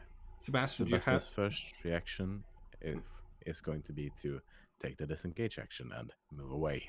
Okay. Your telekinetic push was a bonus action? Yes. Oh, excellent. Okay, cool. The disengage action, and then you're able to move 30 feet. Let's see. Is that... Hold on. People are supposed to be 5 feet tall. Yeah, no, that's not up to scale. Okay. Back 1 second. Give me 1 second. Create sound distance. If it's... Okay. How about this? Cool, that seems more closer to the truth. All right, we're just gonna go. We're just gonna use that. So you can, you can move all the way to this spot of the desert. Cool. Senna, it's your turn.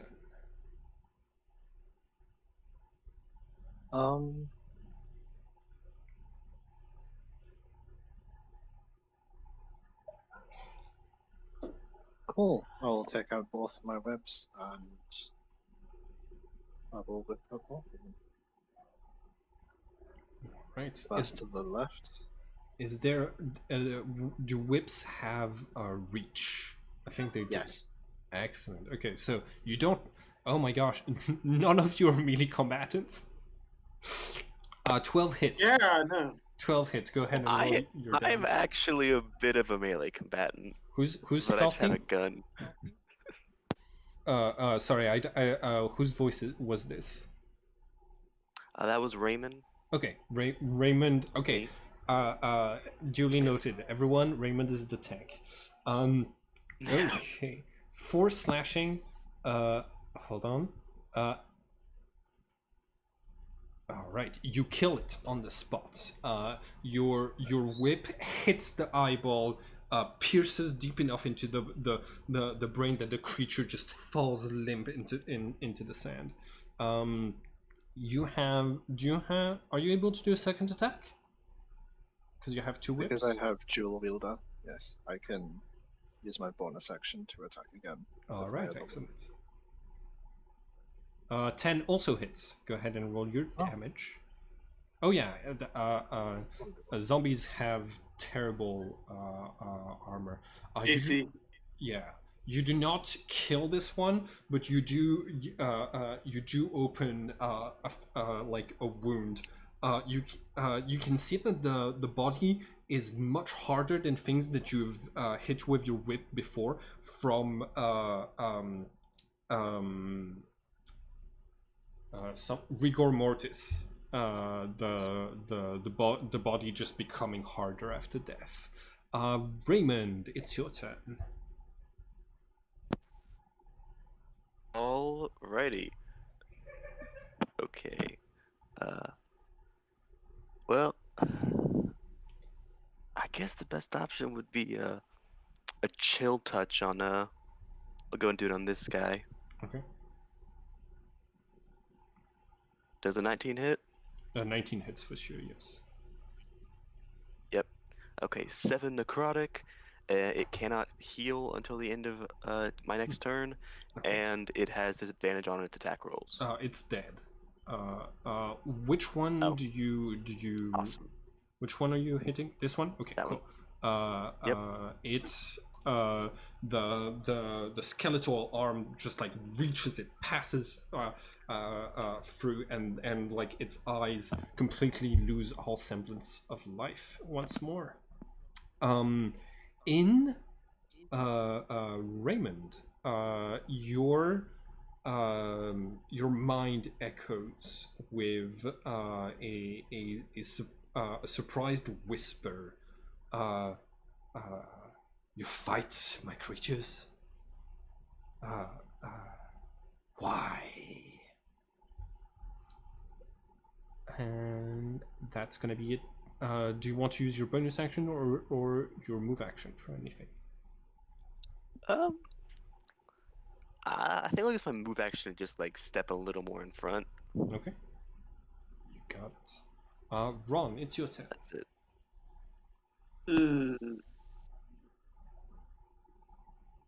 it. I'm just gonna, well, if it's fine, I'll shoot a frostbolt at this. Mhm. Can I shoot a frostbolt from there? Yeah. Like, yeah. That, it has to be within range. Yeah, it's a 60 feet. Oh yeah, absolutely. Look, you could hit. You could probably hit the factory itself. Go ahead and make your attack roll. Hold on, what? Okay, so that attack roll. This is Ron, right? Yeah, this is Ron. Okay, cool. I think what you rolled is frostbite. Oh, I don't think I put the attack in, right? Yeah. Okay, so for the dart gun, you just have to hit. You just have to. Oh, hold on. I know. I've used frostbite. Yeah. Just click the dart gun instead. Is that what you're trying to use? No, Okay. Then I I was don't. trying to use frostbite. Oh, frostbite. Okay, no, that. Yes. So normally you have to roll plus your spellcasting ability. Is that correct? Hold on, let me Frostbite just. said. Ba, ba, ba, ba, ba. You cause numbing frost on one creature you can see within range. Blah blah blah. Constitution saving throw. Okay, no. That is correct. I have to make a Constitution saving throw. Would you like to speak the verse that is that activates frostbite, please? I'm just gonna like try and like swirl. I'm just like scrolling through my iPad, like point my status at the zombie, like go say, following the declarations of the oracles. There was a rumor that he was called son of Zeus by the gods, and that he was favored by his father. All right. And that's all in like Latin. Okay. Yeah, you can speak the activation phrases in any language that you know, and it will still work. So you shout this Latin and this. What's the range on your chill touch? It's frostbite and 60 Frostbite. feet. 60 feet, excellent, cool. So yeah, you have this spike of ice that just bursts from beneath this. This guy. Oh, you wanted to kill this guy? Okay, cool. And kills it instantly. Reyna, it's your turn. This guy. Mm-hmm. Farthest. Okay, Reyna, what would you like to do? I'd like to attack the last zombie There's with my daggers. okay. There's two last zombies. There's one here and one here. The one closest. Okay. Go ahead and click the attack for your dagger. Do you see where it is on your sheet? Oh yeah, excellent. 5 piercing is all the way sufficient to you pierce its neck and stab it in the brain, bypassing the skull completely, and it dies. The last one that is still alive is going to charge at Raymond, screeching and tries. Oh, does a 17 hit? 17 does hit. Okay, you take 6 bludgeoning as the creature basically just rams into you full speed with like no sentiment for its own self-preservation. Like you hear its own bones crack as it collides with you, probably doing more internal damage to it than you, but you can feel pain. So yeah, you take 6 bludgeoning damage. Sebastian, Yeah. it's your turn. Right. There's one of them left, and sort of briefly turn around, stare at it for a moment, and then I think there is just a brief moment where he pauses. And do I have permission to flavor Sebastian's magic a little bit, or do you have something in mind? Sorry, what? Do I have permission to flavor Sebastian's magic in a strange way, or do you have something in mind? Just Sure. slightly out of Beatrice. Let me know what it looks like, and if it goes completely against canon, then I'll say something. But yeah, go ahead. I think sort of. There is a brief moment where he just utters a few words, something like just erase this mind, and you see just a faint, almost black point appear over its skull and just drive downwards like a spike, as he'll use Mind Sliver on it. Excellent. What is the Zombies. Intelligence. That is not a lot. 10. And 4 points of damage is enough to kill it. It doesn't. Yeah, it does take psychic damage. So yeah, you cast your spell, and the creature's, like the nail that you described, enters the forehead, and the creature's brain explodes through its mouth and ears. Okay. This has made some amount of noise, and you hear like you're able to hear just two voices really coming from the inside of the building, yelling, not instructions as you might expect, but more something like an incantation. What do you do? Oh, great. You get more. I'll try and listen to the incantation. What would it be? Roll Arcana for me, please. Is Lily okay? Yeah. 14. That is a necromancy spell being performed. It sounds like the typical ritual. But one person should be able to do it on their own. There's two voices right now. Two voices, necromancy spell. Right, we Oh, ought to no. stop that, don't we? Yeah, we should. Okay. Let's get moving then. All right. It's not our usual rest spell. Should be one, just two. Okay. You hear. Oh, great. Okay, so you're not gonna see it coming out through the front door, but it is going to come out over to the side. That's what it's going to use its stand for, which means it won't be able to use its surprise round. You see a gigantic creature made out of what appears to be mostly petroleum, a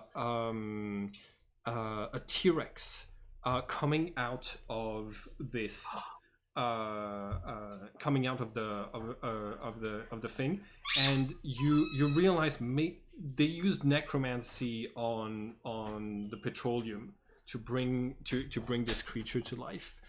It is oozing a bunch of oil behind it, and you see and you see two zombies accompanying behind it.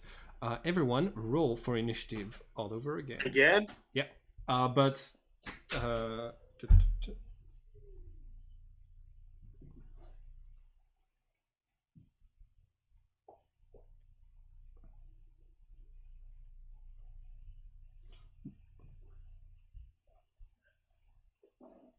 It's gonna have disadvantage.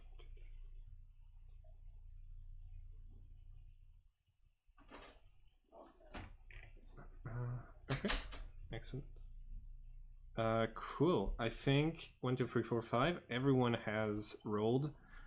Senna, you're the first to act. This thing is very tall and just roars in your direction.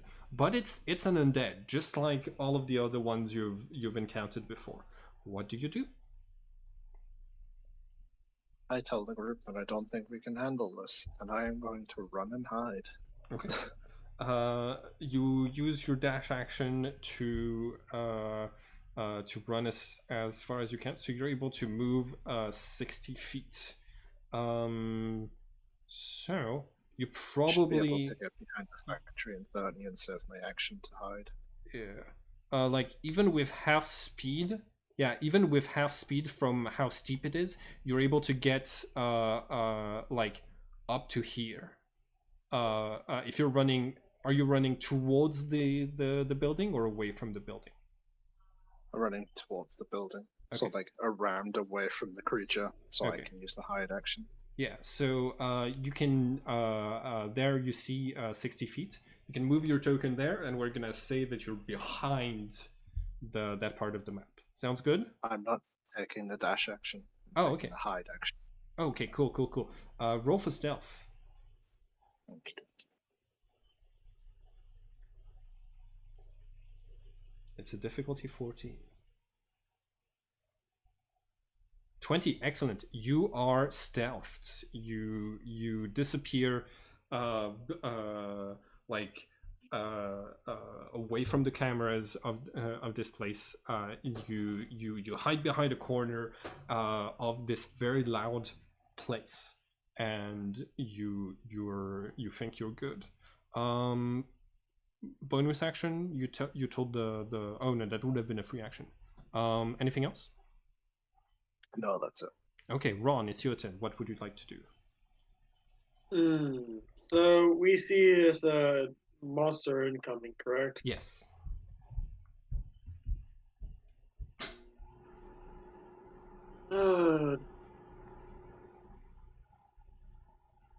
I can rem- I'm just gonna curse in like Spanish and like.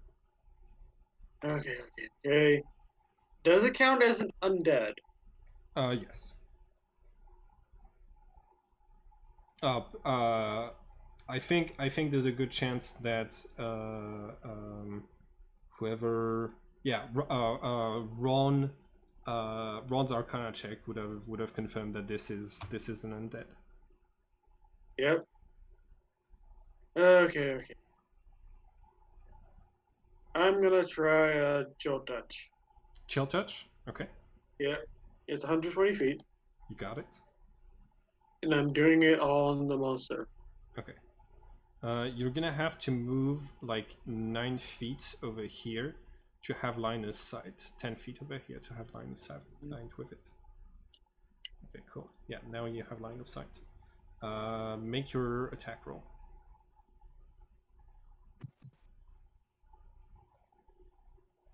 Okay. Yes, chill touch.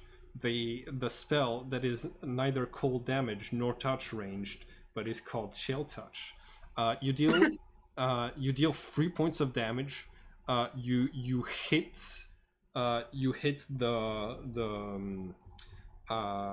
the petroleum, and you freeze some, like you're able to freeze some of it into this oh no, actually it's like yeah, chill touch is an undead hand reaching out.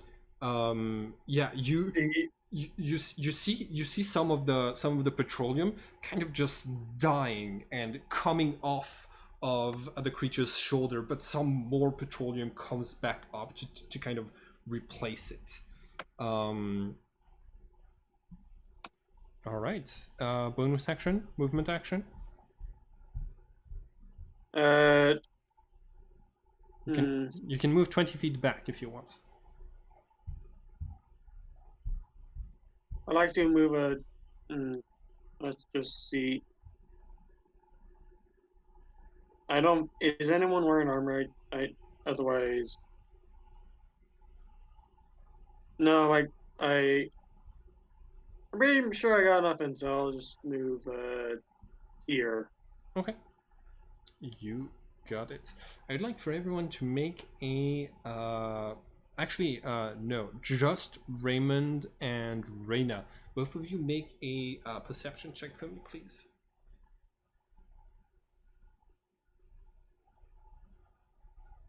Okay. Both of you actually are going to spot this thing. This lamp post right here seems to have been damaged by the winds. You see that it had that electricity is supposed to pass through it, but instead it causes like sparks to come out of the top of it as the light tries to flicker on. Raymond, it's your turn. What would you like to do? Ooh.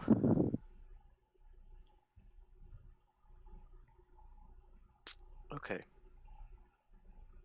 I'll wait on that idea. For now, I'm gonna start activating my dread form ability. Okay. So, uh, the being I'm getting my power from, does it have like any like common symbols or anything? Let's see. Well, hold on. Give me 1 second. The probably like skulls, I think. Yeah, skulls. And I'll say like basically a spectral skull goes over my own head, Okay. and I get 6 temp HP to add on. Nice. And now I'm going to chill touch the Ooh, same person. excellent. All right, nat Uh, 20. So that does 4 necrotic. That does that also that's supposed to give me like disadvantage on. Yeah, basically chill touch is they can't heal until the end of like I think my next turn, Okay. and also their attacks are at disadvantage. Okay. Cool. But also Oh, because I have the form of dread on, I am going to use it to force it to make a wisdom saving throw. Be frightened. All right. Difficult. What's the difficulty? 14. Excellent. So I am frightened. What does frightened do? Okay, frightened. If I'm not mistaken, I've got the list right here. Okay. Frightened. Frightened creature has disadvantage on ability checks and attack rolls, while Okay. the source of its fear is within line of sight, and it can't willingly move closer to the source. Oh, excellent. And it can repeat. Actually, wait a second. I need to check something real quick. Yeah, it's frightened me to the end of my next turn. Okay. So Very good. That messes up with my plans a little bit, but yeah, and I'm gonna move like a little further okay. You can over move here. up to fit. Okay, yeah, you can move that distance. Yeah. Cool. Sebastian, it's your turn. What would you like to do? Can I see it from my current position? From your position, absolutely not. No, you need to move at least those 25 feet if you want to be within line of sight of it again. What are you all looking at? Oh my. Yeah, no. How about you stop thinking? Mine. And again, mind slip. So this thing is just a faint black spot is into the edge of a splinter or a spear used to pierce by it and tries to drive itself into its skull. I had trouble hearing you, but okay. Sorry. Okay, so I take 2 psychic damage and I have -1 to my next save. Is that what's happening? mm-hmm. And, Feels like it. and then I'm just going to take 5 footsteps back because Okay. I don't like them. All right. The gigantic Tyrannosaurus Rex, which is, but I must say, I must specify, supposed to be a creature to be handled by a group of 4 level 8 characters, is unable to move closer to your characters and is going to roar menacingly. And that's it. That's its turn. The 2 zombies that are with it are managed to overtake it, and they're both going to use their rush action to be able to move the 40 feet to get as close as possible. Both of them have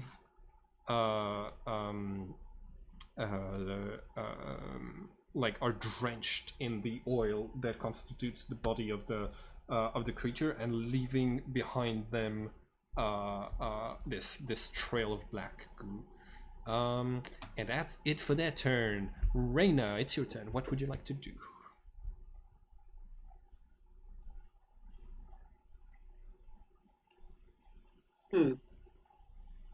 Reyna? Is Lorelai is it Lorelai or Kelsey? No, it's Lorelei. I Mhm. think she might be disconnected. Okay, well, I'll if somebody could write in Discord so that she lets us know when she's back, and we're gonna move to Senna. Senna, it's your turn. Kelvy.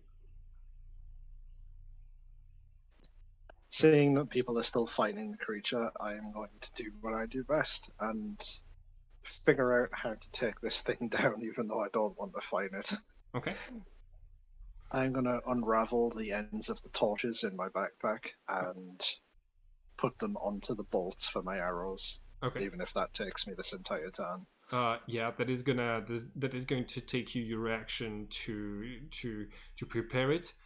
You can use your action to your bonus action to use a lighter to set them on fire so that they're ready to shoot next turn. Yeah, and if there's a way that I can climb up, then I will probably climb up somewhat higher. Okay. With your 30 feet of movement, if you'd be able to get 10 feet to the edge of this place, and then that means probably 10 feet high in the air. Make an athletics check, and that's going to determine whether or not there's like a ladder or something. How? Yeah. No. You reach, like you look at this building, and it's very steep. It's not made for to be accessible to climbers at all. That's fine. Okay, so that's I'll focus on the bolts and just end my turn now then. excellent. Ron, it's your turn. Okay.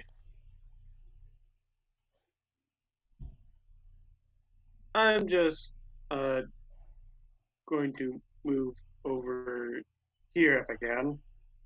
Mm-hmm. See Yep. the monster again.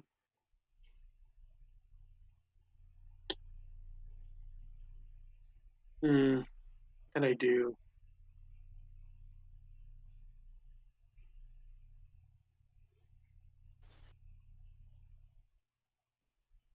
Okay. Okay. Lorelei, you were supposed to be the first in the last in the initiative, but we skipped you because you weren't here. Do you? We can just go You back, can right? go ahead if you want to. Yeah. You can do it now if you want to. Yeah. So, Reina, what do you want to do on your turn? I would target this zombie right here with one of my daggers throwing it instead of just running up to it. Okay. Make your attack roll. Okay, 5. 22 hits. You chug your dagger into the air. It turns once, twice, and then it's gonna like land into the heart of the creature, pinning it to the sands and the floor. It dies instantly. Bonus action, movement action.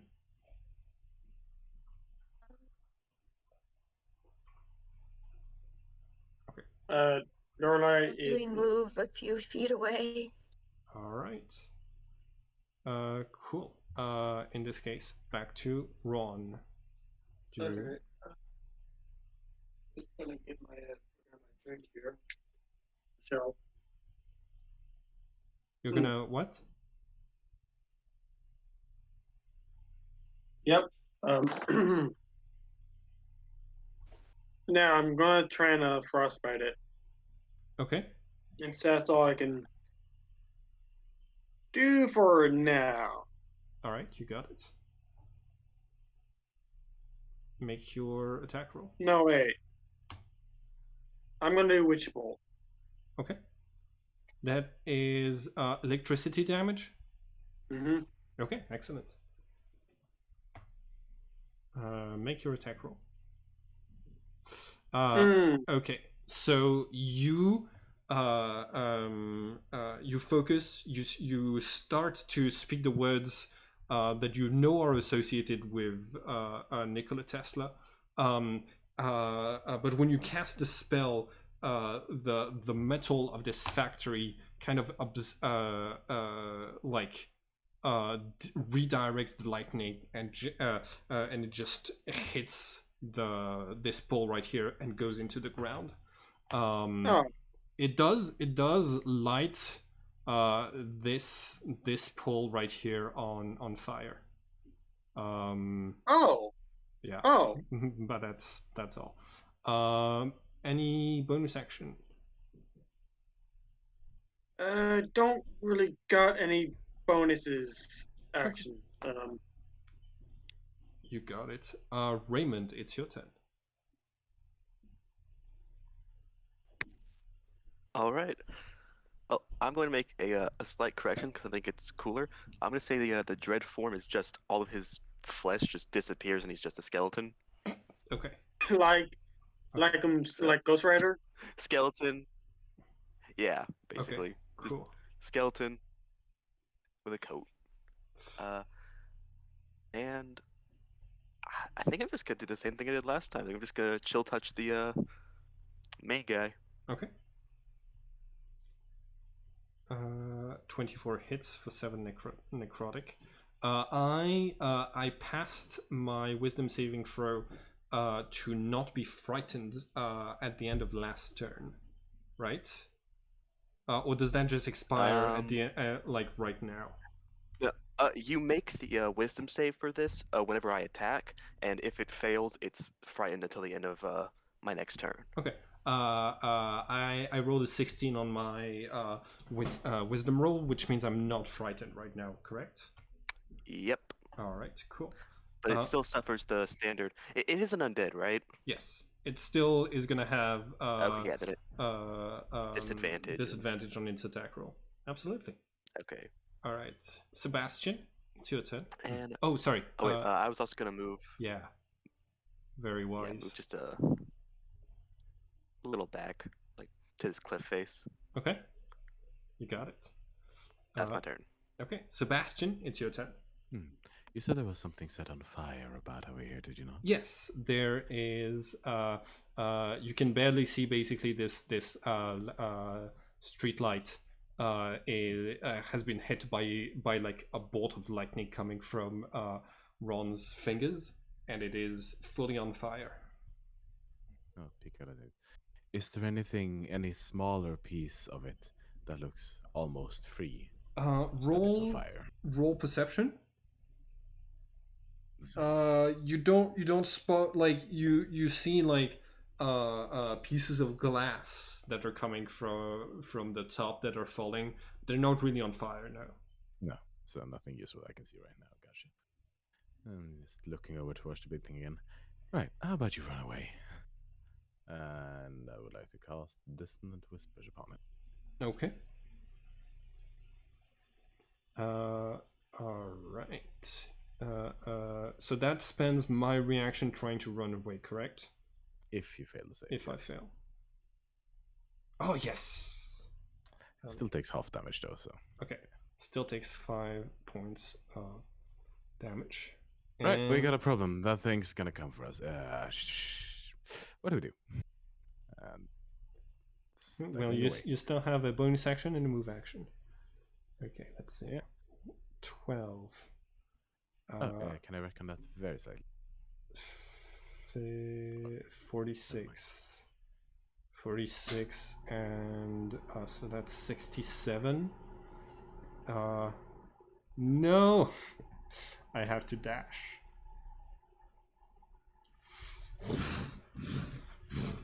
The T-Rex rushes forwards, stomps over the other undead, and runs all the way up to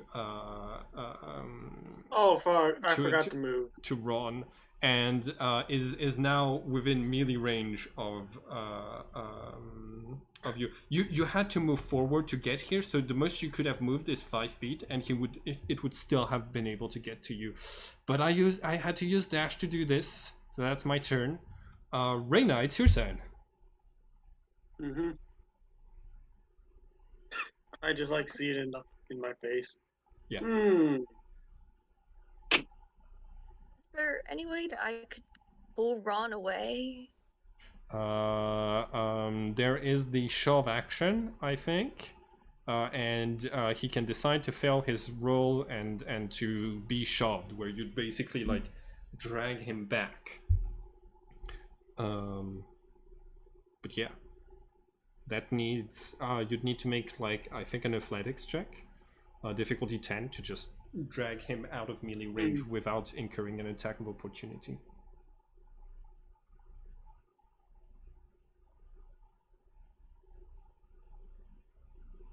Is that what you want? Oh, athletics 2. I am sorry. You run up. You have to run up to him. You get up to where he is. You grab him by the hand, and you find that he's kind of like stuck, paralyzed, and you also feel the same paralysis as you're now within melee range of the T-Rex. Bonus action. Hooray. Okay, Senna, it's your turn. I just realized what that artwork's from. What that? Oh yeah. It's from Old Man Logan. Yeah. Yeah, it's like I was thinking, hey, petroleum made T-Rex, black It with some works. plastic. Hell yes, Venom from Old Man Logan. What do you want to do on your turn, though? Oh, nice. It's within range. I'm going to use my hand crossbow loaded with the flaming bolt Okay. and fire. And suck. Oh, I have advantage because I'm still stealthed. Yes. Yes! Natural 20! Okay. So it's completely made of petroleum. So the moment any fire damage hits it, not only does all of its body catch fire, but the trail of petroleum that it left behind catches fire as well. And you see it trail back to the front of the building, and then you start to hear. Also, like the T-Rex in front of you screams, and his body comes apart within just seconds. It's not able to maintain its form. The magic isn't sufficient enough while it's on fire as well. So yeah, you've defeated a creature meant for a group of level 8 characters. Congratulations. The whole factory is on fire now. Oh dear. Is everybody okay? I'm fine. This sounds zombie is scary. also very much on fire, and so it's dead. I'm just gonna like try and like back up a bit from like the whole like flaming goo and such. Mm-hmm. Okay, what a fun. Yeah.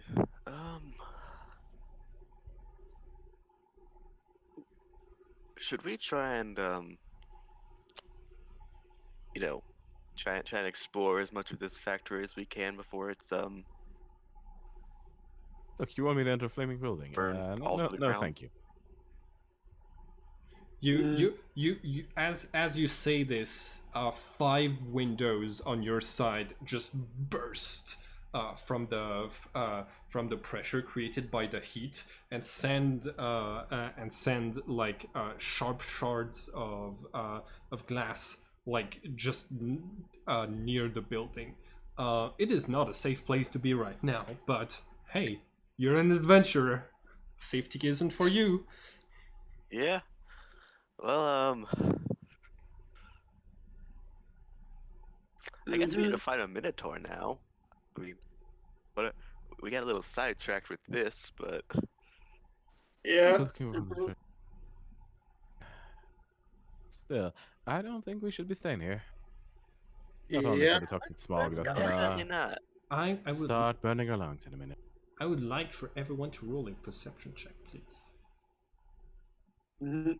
All right. Excellent. Raymond, there is something that you notice being at the back of the building that you hadn't noticed before. There is tracks on the ground consistent with a large truck leaving the factory recently. Because the sand hasn't is still has the shapes of the wheels, and heading in a direction that is not towards the village. It's heading off a little bit more towards the south. And you're the only one who rolled enough perception to notice this. All of the others are just trying to get away from the flaming building. Important related question. Mm-hmm. Are there any other trucks in the vicinity still left? No. Not that you see. Maybe there were some inside. Darn, I was hoping we could steal a vehicle. All right. Well, I see some tracks, guys. What? Looks like a truck left not too long ago. Right, sure. Where is it Sure, pointing? we head in that direction. Let's just get away from the goddamn fire. All right. Yeah, let's Where is it pointing? let's just follow it real quick. All right. Mm-hmm. Your characters follow the tracks for just under an hour and find your way to this large cave. As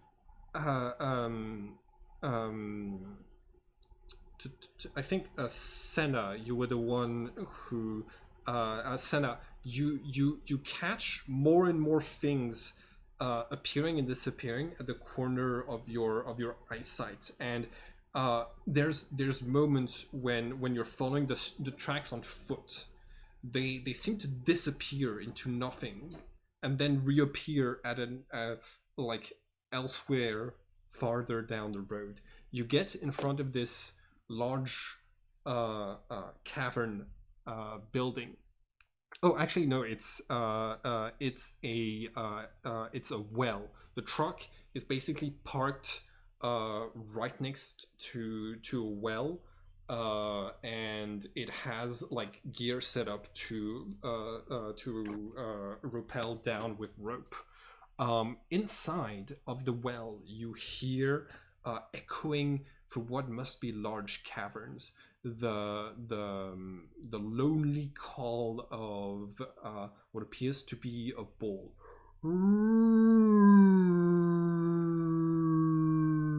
Oh, I don't know if that's the zombie or the minotaur. So, I don't know how would it sound like. So, Roll nature.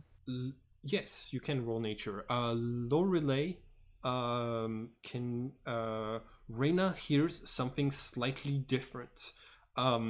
In this animal voice that is tinted with like loneliness and desperation, you hear "Help me!" And yeah, you're the only one who's able to perceive this. Senna, you don't think it's a zombie. Good to know. There's a poor creature. It's calling for help. We need to help it. Right. okay, Right. all right. Okay, it's break time. Yeah, DM's BRB. GM is BRB. I'm gonna be BRB. Let's take So, a 5-minute break, I guess. Unless you want to plan, guys. But I'm gonna be BRB for 5 minutes. Sam, see you soon. I mean, Okay. ugh. I'm at 2 HP, so I don't want to charge a Minotaur at the moment. So, if we have other plans, that'd be good. can cast Cure Wounds if you want. That would be helpful. Okay. I'll just wait for him to get back before I cast it.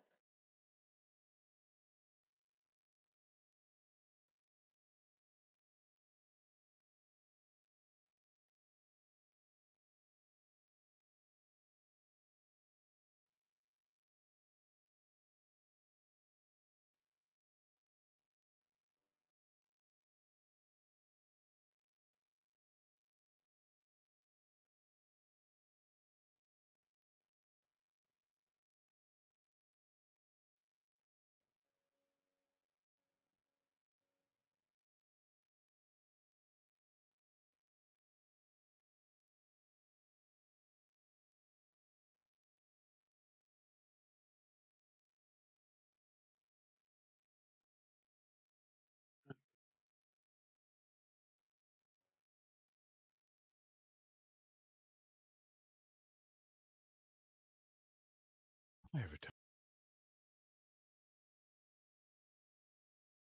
Welcome back, team. I'm back. Did y'all stop? I think we all took a break. Yes. Oh, okay. Oh, I should have stopped the recording. Well, that's all right. It's par for the course for first games. By the way, I would my mom told me to put out into the world the energy that I want. So I'm hoping that all of the players are able to stay for this entire campaign. Because I'm back. hell yes. Because this is supposed to be a long campaign. There's a lot of lore in this setting, and we are going to be looking around at it. So you're next to this large truck and to this well in the middle of nowhere. Yeah, what do you do?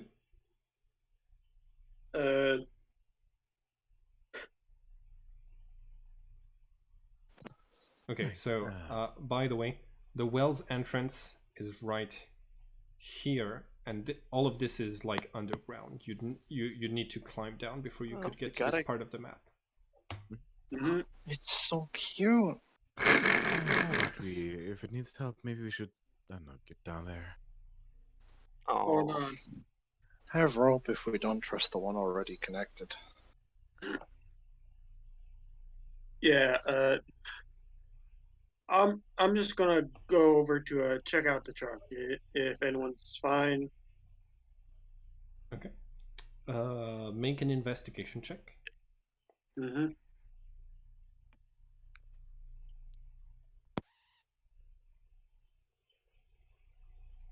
16, yeah. Truck is good. They had enough fuel to drive back. It's like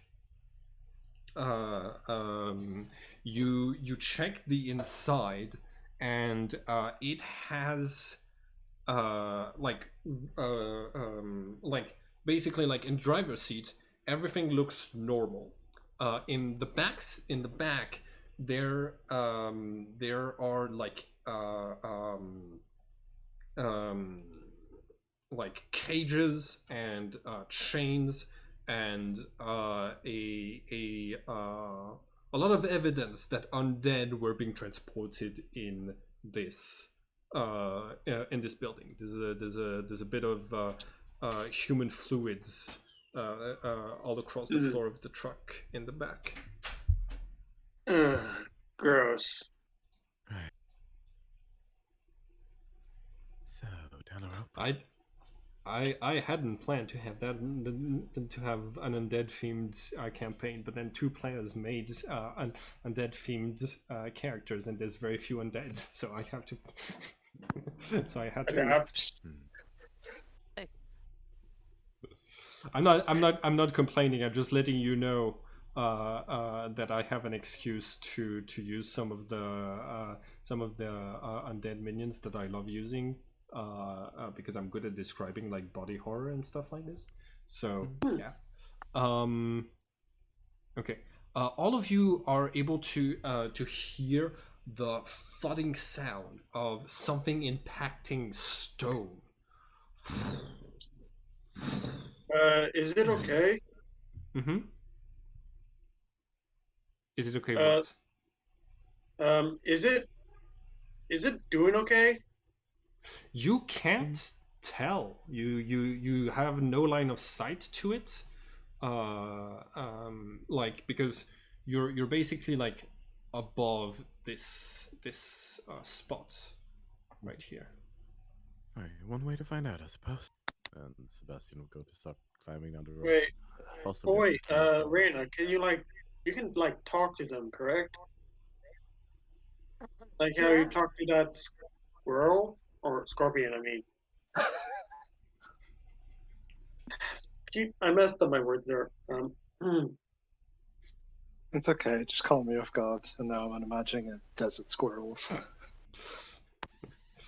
Hey, but just like scorpions, they have strange strange tails. So I think I could imagine a six-legged squirrel with a venom tail.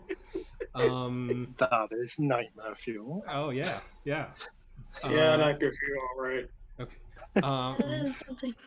Reina, are you? I think he suggested you use speak with animals. Do you want to use a spell slot or not? Yeah, I'd be willing to do that. Okay. You reach out to the pieces of divinity inside of you. You have one that is strongly associated with nature, something that you're deeply connected with. Is one of those like 12 sparks, and it's this one that you feel could allow you to connect to the Minotaur. You try to you cast it. It's not an animal. It's something different. It's uh, it's something beyond just the animal. So the spell just doesn't allow you to understand it better. Echoes from the inside of the cavern come again. You're not quite sure if it's the same voice as the Minotaurs, but the voice comes again, yelling, "Help me!"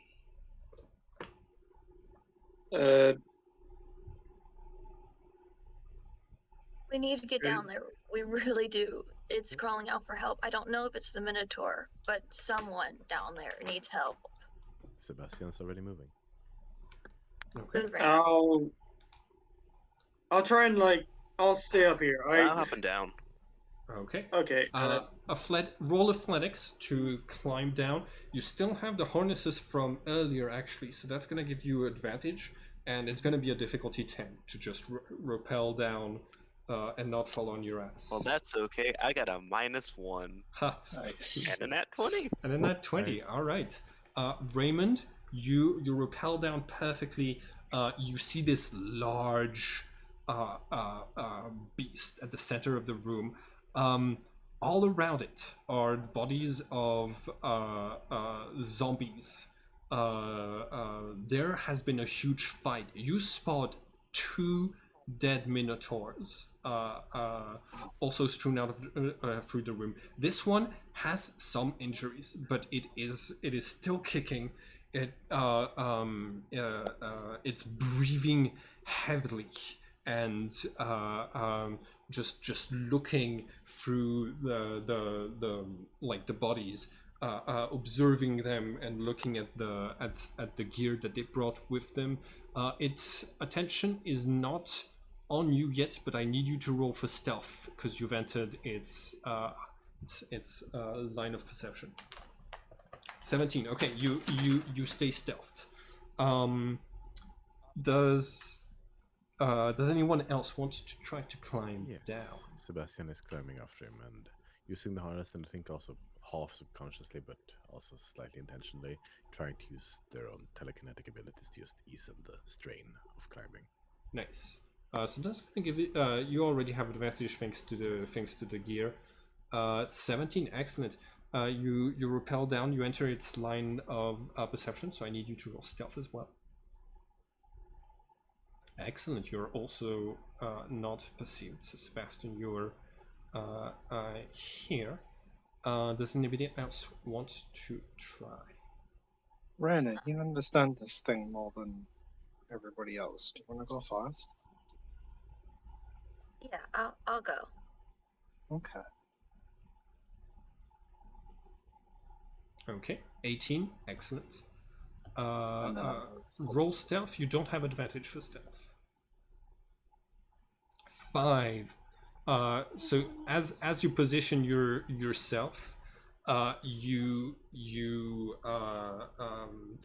touch part of the wall that is actually made of like sand, and a little bit of it collapses. The creature turns around, spots all of you, roars, and roll initiative, please. I'm just before that. Can I like throw down my dart gun? Here, take this. I'll throw down the darts. Let's do that. Neutralize the darts. Okay. Calm it down, maybe. If it's angry, it'll take a bunch, I guess. Okay. Make sure every shot counts. I think what happened is that we've rolled. I didn't. Okay, so. I can't tell because I'm the game master. Okay. Raymond 22.16 is still the same. Senna doesn't have this one. Sebastian has this one. Ron, could you roll initiative, please? And select your token before you do so. Senna 16.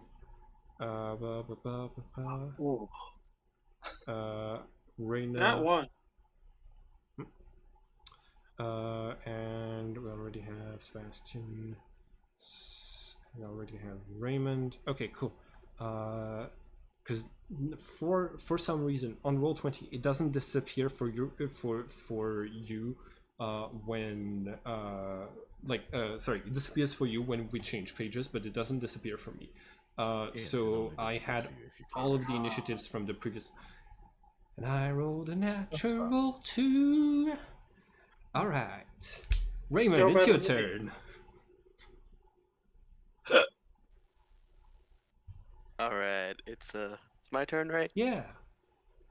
Okay. Once again, I'm gonna activate my dread form, mostly just so I have HP. Okay, so I got 8 temp HP. Okay. Distance 60 feet. Okay, it's a ways. Let's see. I want. Oh yeah. I think the last time I used this map, I made the map like the characters were much smaller. I'm gonna halve the speed, so you would technically be able to get to it within your movement. Give me just a second. And they had a Rathlos too. I remember this map.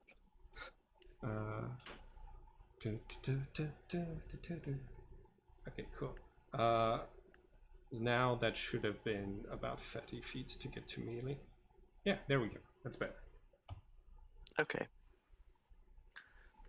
So I can get all the way up. We want this thing alive, right? Supposedly, yes. Yes. Preferably. Okay. That's tough.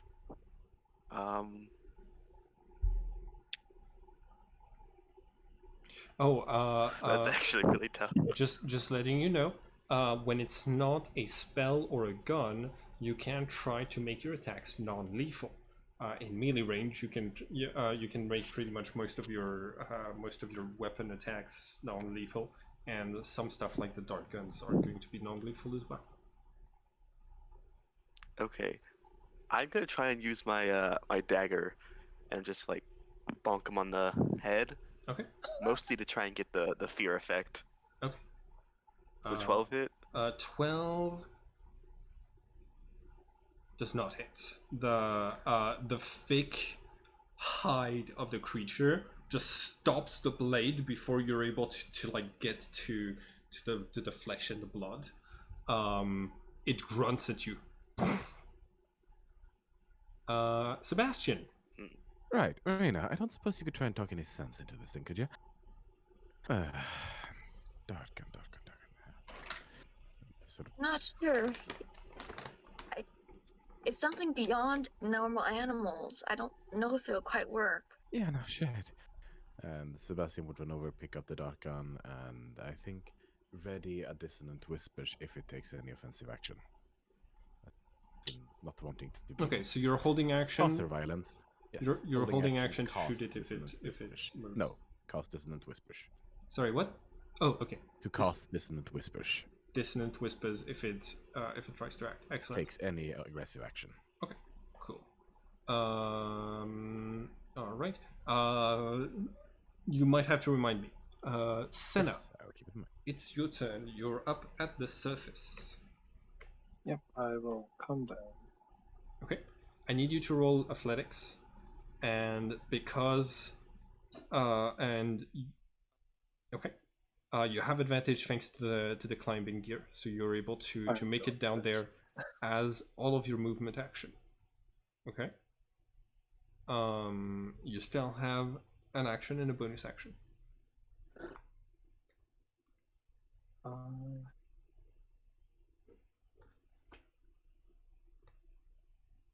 Going to go through about the. Oh no, I don't have any movement. You can use your dash action to get into melee range, but you won't be able to attack this turn. Okay, yeah, I'll take my dash action to get about that. All right. And any bonus action? Nope. Okay. Reina, it's your turn. I would like to try to cast my entangle, if that's possible. Absolutely. All right. To up to 1 minute. I'm assuming you're putting it in an area behind the creature where it wouldn't affect your friends, right? Right. This like this? Yeah. Like from here? Okay, cool. Okay. DC 12 strength. It's a minotaur. It has a bit of strength. I should be fine. 12. Yes, exactly. Okay. Oh dear. So this is just difficult terrain for me. Okay, and that used one of your spell slots. I'm not restrained, and okay, cool. Any bonus action? Any movement action, Reina? Yeah, I would like to move out a bit closer. Okay. Oh, right. Hold on. You can move all the way to melee range. Yeah, right. Yeah, 14 feet's good. Okay, cool. Yeah. All right. Ron, it's your turn.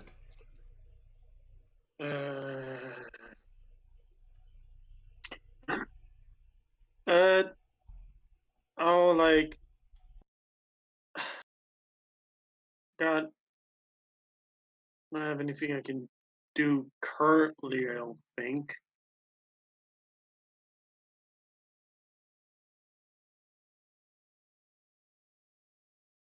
Hmm. You still have the harness from earlier, right? Yeah, I know. I just. Is there any like alcohol anywhere? I mean, Roll a small amount roll perception. in the like a car or anything. Yeah, I know roll driving is bad. roll investigation, but that's gonna be your movement and your action. Fair enough.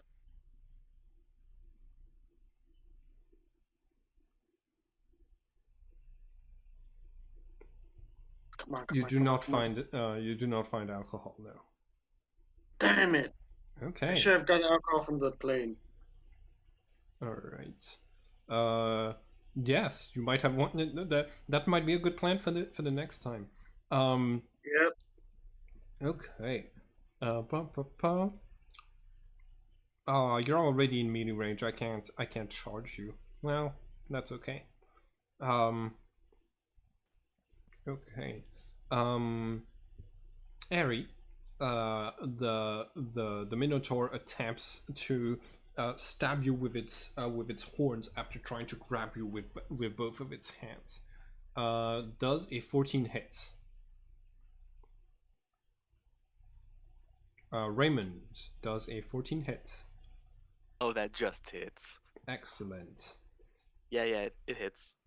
You take 16 piercing damage, which puts you at ooh, you're very dead. Unconscious. Wait. Actually, I have 8 temp HP right now, which means Right, my yeah. total's 10. Nice, Not excellent. dead, just unconscious. I'm down, but not fully dead. Okay, cool. Wait, are we like level 2 or something? No, No. level 1. Level 1. Yeah. I have right. I've got temp HP because my ability, which is Yeah. the only reason I'm alive. Yeah. And that That is- definitely triggers. the 16 is sprinkles. twice my max. Yes. I love the what can happen at level 1. For some reason I cannot. Okay, well, I can't alter the alignment of your token. There we go. You're laying down. And that is my turn as Yes. And Dissonant Whispers, yes. Oh. half damage. absolutely. Or Wisdom save. Wisdom save. Minotaurs have +3, so that's a pass. Half 3 points of damage, psychic so that's going to be 4 points of damage. 3. 3? I thought it was rounded up. Always round down unless otherwise specified in 5e. Well, I'm gonna round it up for the Minotaur. All right. Yes. I will take it. All right. Cool. It roars in victory. Standing atop the body of Raymond and looking menacingly, turning to Senna. Raymond, it's your turn. You're unconscious. Sebastian, it's your turn. Death save. Oh yeah, make a death save. 11. That's a pass. Oh yeah. I forgot you're playing humans in this game, not trinities. So you have to make death saves. Sebastian, what do you want to do? Yeah, I'm gonna fire the dark gun. Let's see if it does anything. Let's see. I don't have the statistics of that one right here, so I guess it's a dex-based weapon, so it's ranged. Okay. Yeah. I assume. Guns are dex based. So you add the dexterity for the damage and the dexterity 12 to to hit hit. them. 12 to hit does not hit the like the lever of this creature is intensely thick. Yeah. And then bonus action, I'm going to try and telekinetically shove idea Raymond just out of its immediate reach. Raymond can't make a Strength save. a strength save because he's an. I mean, like, yeah. So you pull him 5 feet. Yep. Okay. And then I take cover behind the wall. All right. That's the end of my turn. Cool. The way that it looks from your point of view, Sebastian, is that you kind of feel your like your hand is reaching out, and then something keeps going, like a spectral hand that extends from your body, stretches like beyond normal proportions, grabs your friend and just pulls him back, and then just vanishes back into your body. I'll never use it. Senna, it's your turn.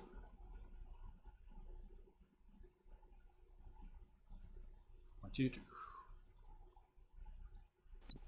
I'm gonna kneel down and hold my hands in the air to make it look like I'm not a threat. Okay. Make a persuasion roll. You have disadvantage. Disadvantage. This is gonna go amazing.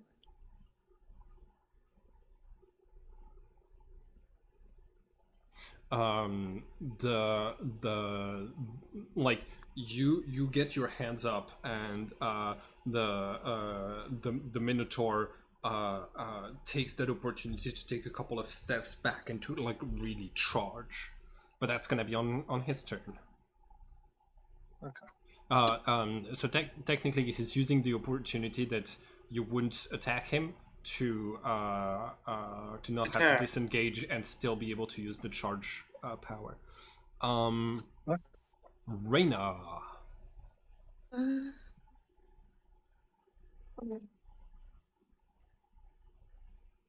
I don't want to attack it. You have like cure wounds or something? Who took the dart guns? Did anybody Sebastian take has dart them. guns? Right. Yes, Oh, Sebastian has them. here. Give me. Sure. Yeah. Hold on 2 seconds and I will cast Cure Wounds on Raymond. Hold on. All right. How many spells can So, Reyna, you can just click directly on Cure Wounds that is inside of your attacks and spellcasting in the middle of your character sheet, and it will roll it. it's first level, correct? Yeah, there we go. Okay, so you, Raymond, you're at 3 hit points now. Mm-hmm. Cool. Reyna, that was was that a bonus action or an action? That was an action. Okay. Do you want to use movement and a bonus action? I guess I would try to move closer Okay. out there. Closer to the Minotaur? Yeah. Okay. Up there. That you do have enough movement to get through the vines that you've conjured. They try to slow you down, but you manage to reach it, which means it will not be able to use its charge action. Ron, it's your turn. Oh dear, it sounds like there is fighting, so I'm just gonna message the that you may not be able to like message on boss that we may not take her, we may not make the get the Minotaur alive. Maybe. I mean, it seems pretty angry, so hopefully it's fine. And I'll like jump down Okay. as I'm texting. Okay. If you're texting, that's gonna take your whole turn to text what you just said.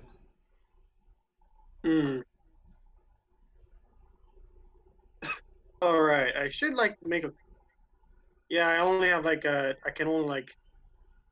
Oh, never mind. I'll like text her afterwards. Okay. I'm just like trying to like text it. Fuck it. I'm just like gonna pocket it and like jump down. All right. Excellent. Roll athletics with advantage. I'm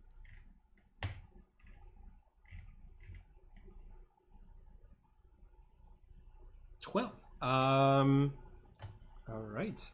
You are going to take 1d4 points of fall damage. what? Why? Because 12 is you take 3 points of fall damage as your ankles like collide with the ground a little bit too fast. That is your movement, but you still have a whole action and bonus action. What do you do? Seeing as this like whole thing is like going on, like oh dear.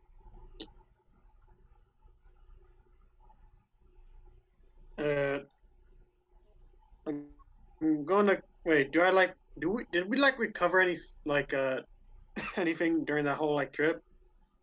Like what? The trip to the well. What do you mean cover? I said that do we recover any spell slots during that Oh whole no, like? no, no. It's the same day. Uh, would it have been a short rest maybe? You didn't rest. You just went there. Fair enough. Do you have? You're a wizard. Do you have arcane recovery at level 1? Yeah, I do. Okay, cool. What do you do? I was going to use that, but that's only at a short rest. Yep. During the short rest. Wait, but you haven't used it yet today. No. Okay, so you'd be using it for the first time. You have to spend a short rest to use it. Mm-hmm. Oh, okay. You need to be okay. Got it. I understand now. Never mind.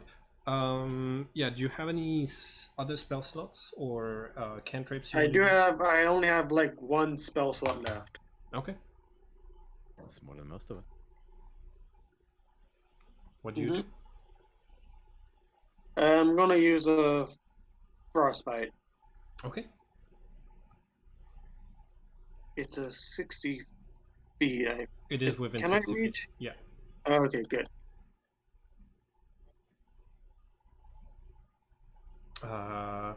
DC 13 Constitution. Hell yes. It's like once again its hide protects it as you chug ice ice at it. Okay. On its turn, it stands in like in front of Reyna, and it's going to bellow at you, and you hear that its voice kind of merges with this strange echo that you've been hearing coming from deeper. It's the same voice, but it seems to be coming from two different places. It's a cry of help of a creature that is very lost and trying to find its way home and very confused. It still sees you as a threat. It's gonna try to impale you with its horn. Does a 20 hit? I would imagine. Okay, you take 10 piercing damage, which puts you at 0 HP. Yep. Oh, great. All right. Lower death save. So you are unconscious, and the Minotaur is going to take its movement, moving 20 feet back so that it can charge properly the next turn. All right. Of course.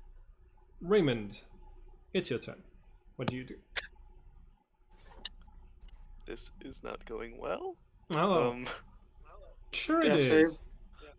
You guys are doing great. Okay. It takes half a move to get up. Yeah. And Very cool.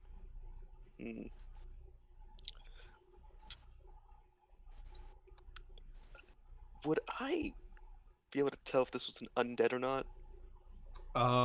Do you have do you have a spell that allows you to do that? Nope. Okay. Roll a Arcana check.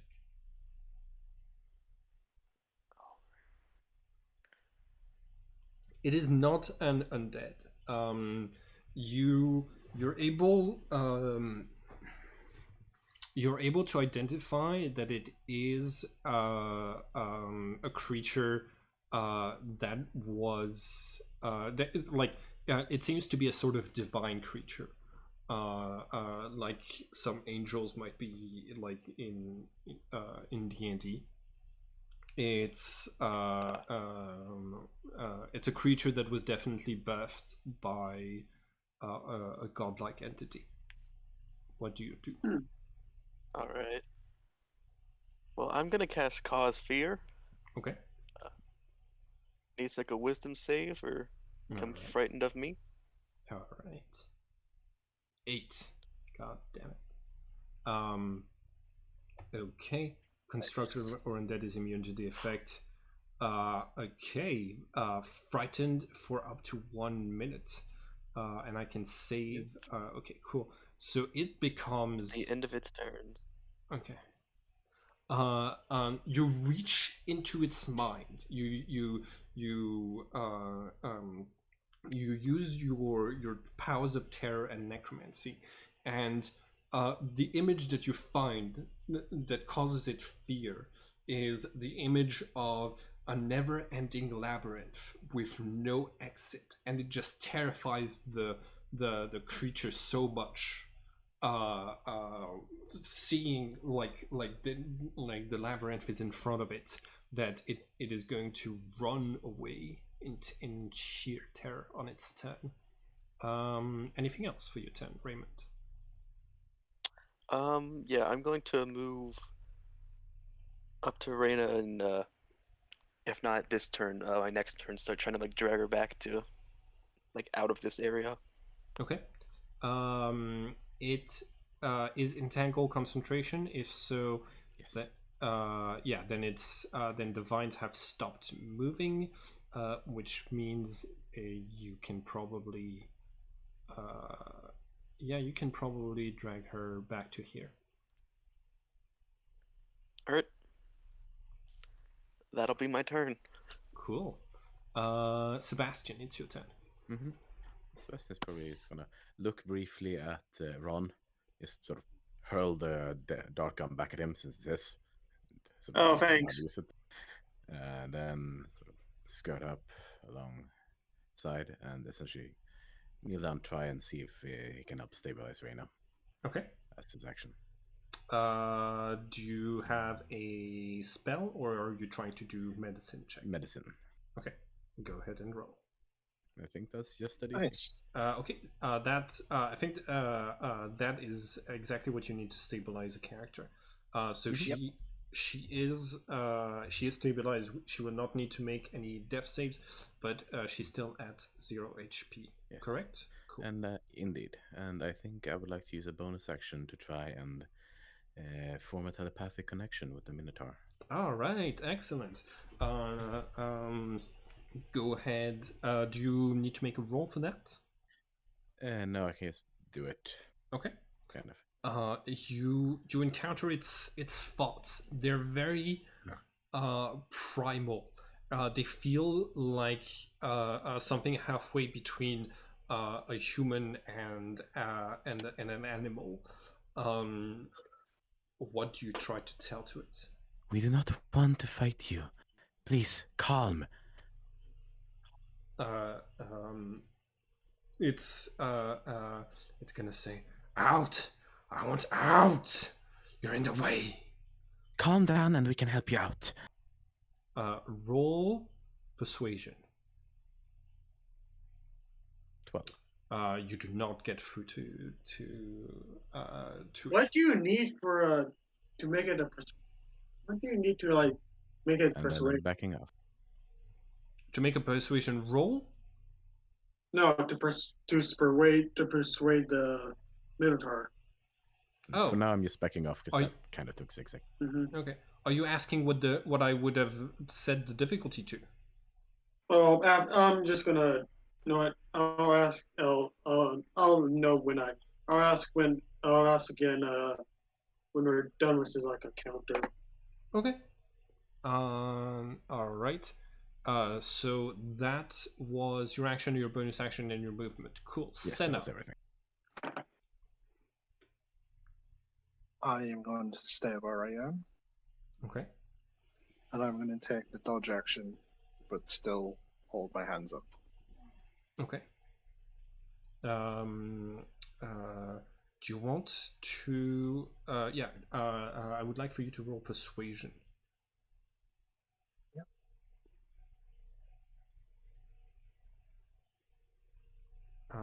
Okay. This time you would not have disadvantage because the telepathic link that has been set up, which means you rolled a 16. The Minotaur like is going to kind of settle down. It's still under the effect under like the effect of being terrified, but it's not but it seems like its aggressivity kind of disappears, and it becomes more this large creature that's frightened right now. Okay. Reyna, you're at 0 HP. Ron, it's your turn. Don't hurt.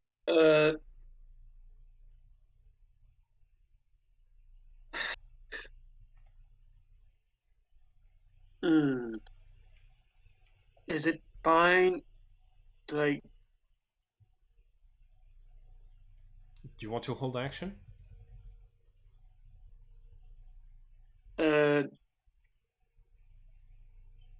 yeah, I'll hold action. I'm just like, what? I'm just like, don't know what to do now, so Okay. I'll hold my action. The Minotaur cannot willingly come closer because it's frightened. It moves back, but not all, but just out of sight. You see, like it's not running or charging into the other direction.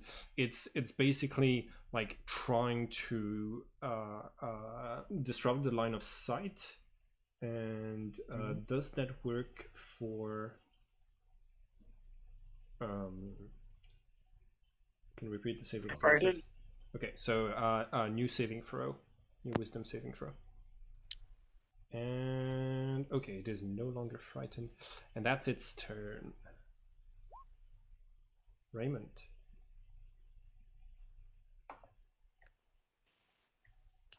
Okay. I am not entirely sure what to do. Mhm. I'm kind of out of non-lethal options, so I'm just gonna get Rita out of the cave for now. Okay. I think it's the most useful I can be. Yeah. Wait. Hold on. Did we skip Ron? Oh no, I held my action. Okay, Ron. You have the dart gun, right?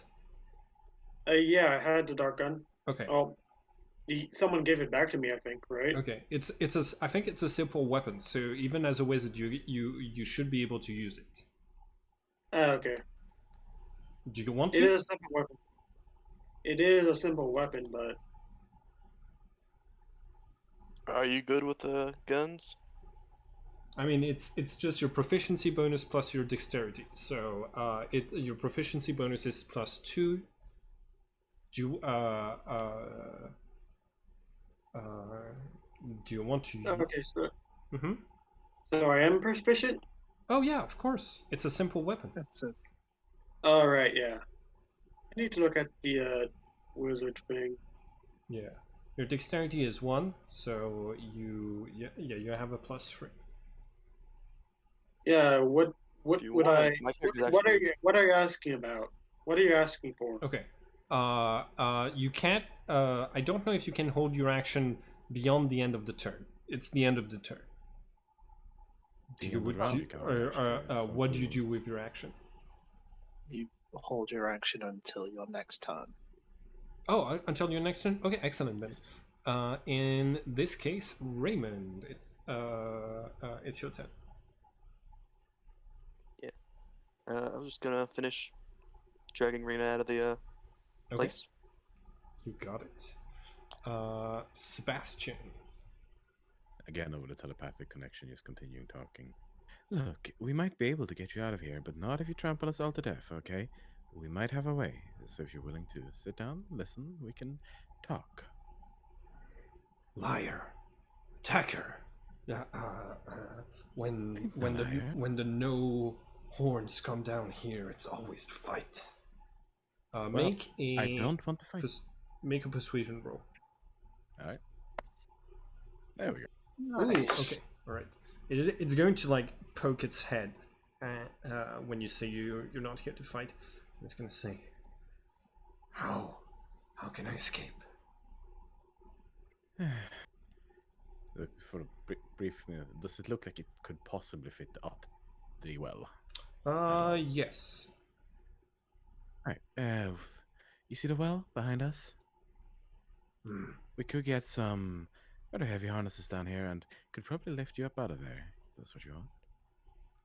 How does that sound? It sounds like a ruse. Lots of ropes.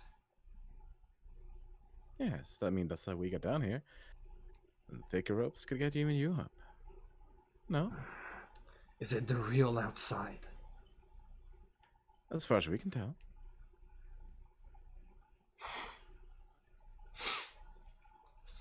It comes towards you at kind of like a slow pace. It sniffs the blood where that's on the floor where he attacked two of you, and then he's still rather wary, going to move all the way to you and say, "Please help." Right. You, Lorelei. Okay. By the way, everybody heals 1 HP as this kind of like green aura coming from the Minotaur just bursts and heals everyone 1 HP. Lorelei, you recover. Like you come back to consciousness. You The okay? you hear once again this voice coming from deeper through the caverns, calling for help, and the Minotaur turns to as if like also hearing also hears those words, but just keeps moving towards the exit. Right. Ron, was it? Yeah. How about you call in a friend of yours for possibly a large pickup from a well, wouldn't you say? The I'm just like gonna flip up uh my my I'm gonna open my smartphone. I mean, turn on my smartphone. Okay. Call Miss Ia. Okay. Bring. Hello, dear. How's it going? It's going. We're fine now. Just well, two of us almost died, but I think I sprained I hurt one of my ankles. So getting down a well where the Minotaur was. Look at the Minotaur was. Oh, you found it! Um, but Congratulations, darling. but we're yeah. So we need to like get out. We need help like getting out of the well. All right. If you have a live specimen, and it's on your GPS, I can just send somebody to. I can send somebody to pick it up. You did the hardest job of finding it. I need a. Okay. Do you see the little wallet that that I gave you before you headed out into the mission? It's a little bit. I'm just It's a little black box. pick it out. Yeah. All right. There's a collar inside. Once you get a blood vial of the Minotaur, I want you to put it inside of the box and pull the lever. You need to be you need to be outside when you do that. Okay. We may. It may be hard since we're down a well, but Oh yeah, just do it when there's nothing above your head. okay. Well, I'll send someone to pick up the creature. Yes. Also, we also fought some zombies, and yeah, and there was a factory, necromancy spells, 2 of them. Yeah, we fought oil Tyrannosaurus Rex. Haha. I always thought those were a myth. Huh, I can't believe dinosaurs were So real. if Minotaurs are real, then so are dinosaurs. Well, Well, it was an undead dinosaur, so you you live and you learn. yeah. Did the Minotaur get hurt during the fight? I think it took like some. Okay, go and I think it. go and, I'm go and no. collect It its took blood for some. me. It took some. Well, psych.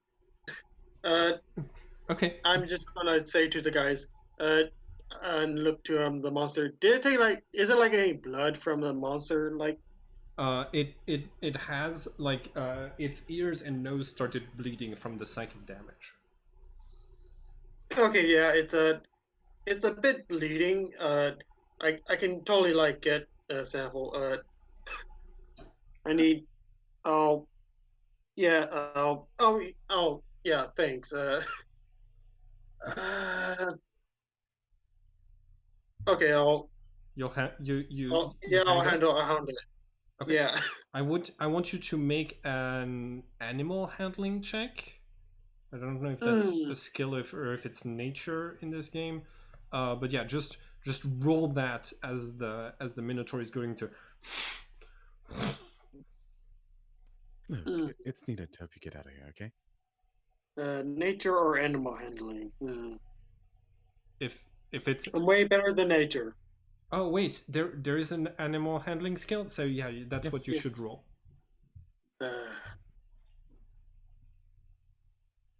Okay.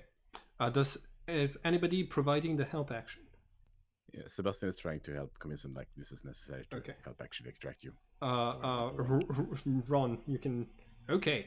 You get the blood. The Minotaur is gonna get angry again. Hey, Hold on, calm down.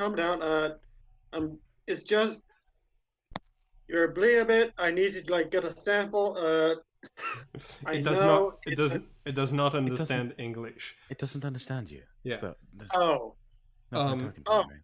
So, it's now 3 p.m., which means we should be stopping the episode for today. The last few bits we're going to see is basically the Minotaur preparing to re-roll initiative and start fighting.